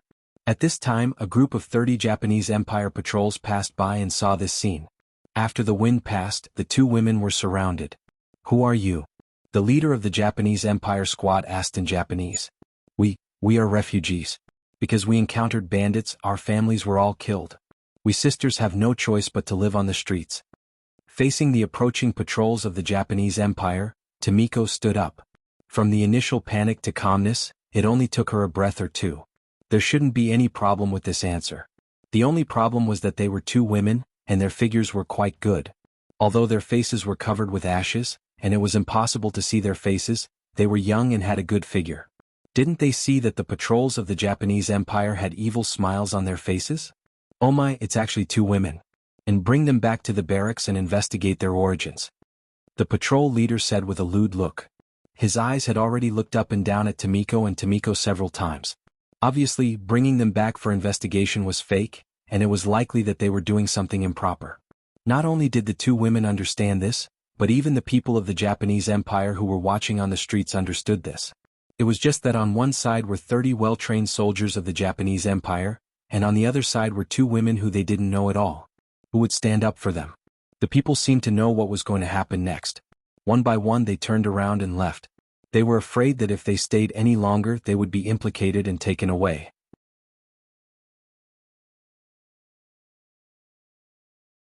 This made the soldiers of the Japanese Empire even more daring. In broad daylight they surrounded them and were ready to take action. Tomiko was already trembling with nervousness.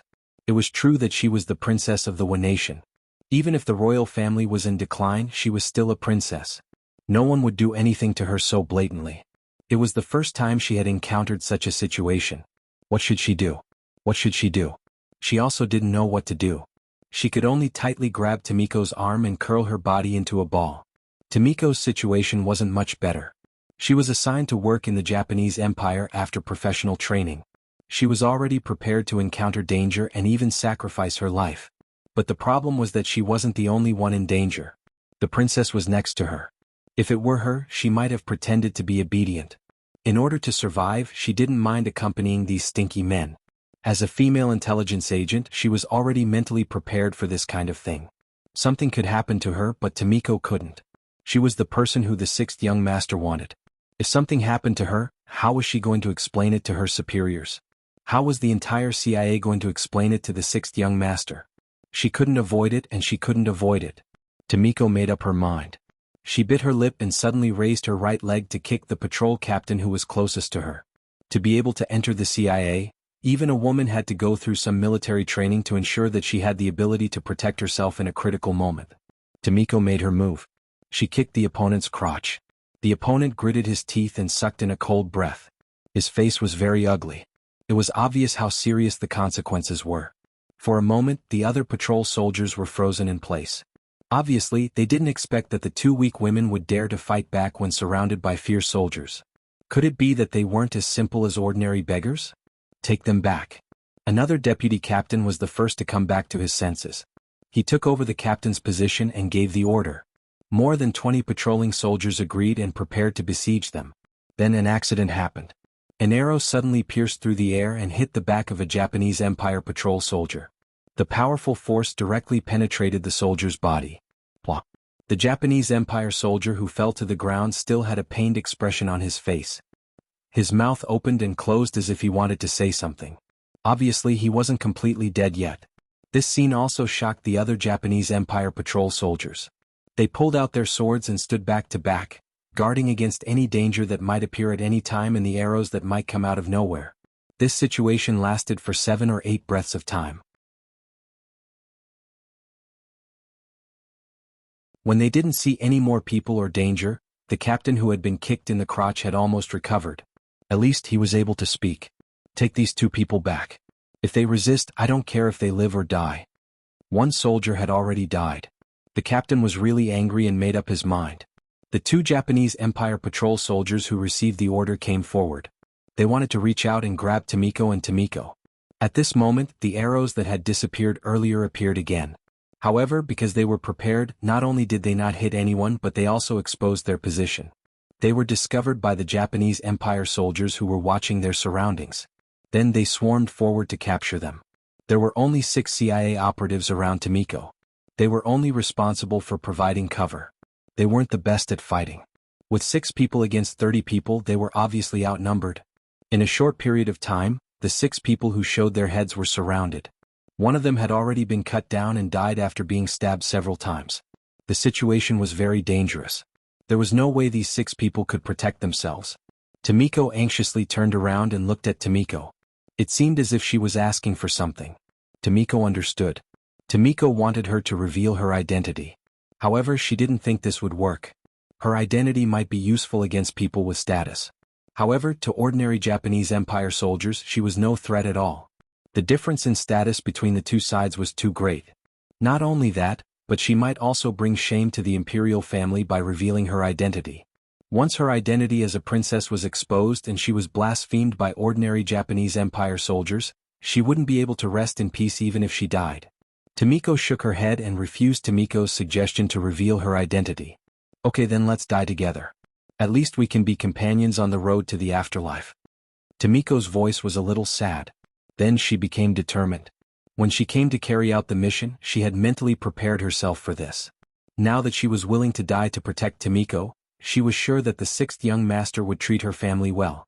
It could be considered a worthy death. You're tuning in to the Han Lee's Wuxia Chronicles YouTube channel. We're so grateful for your support, and don't forget to subscribe to join us on this incredible journey through captivating stories. Your generosity through donations truly makes a world of difference, as it's the primary source of revenue that allows me to expand and enhance this channel for you. Thank you from the bottom of my heart for being a part of this adventure.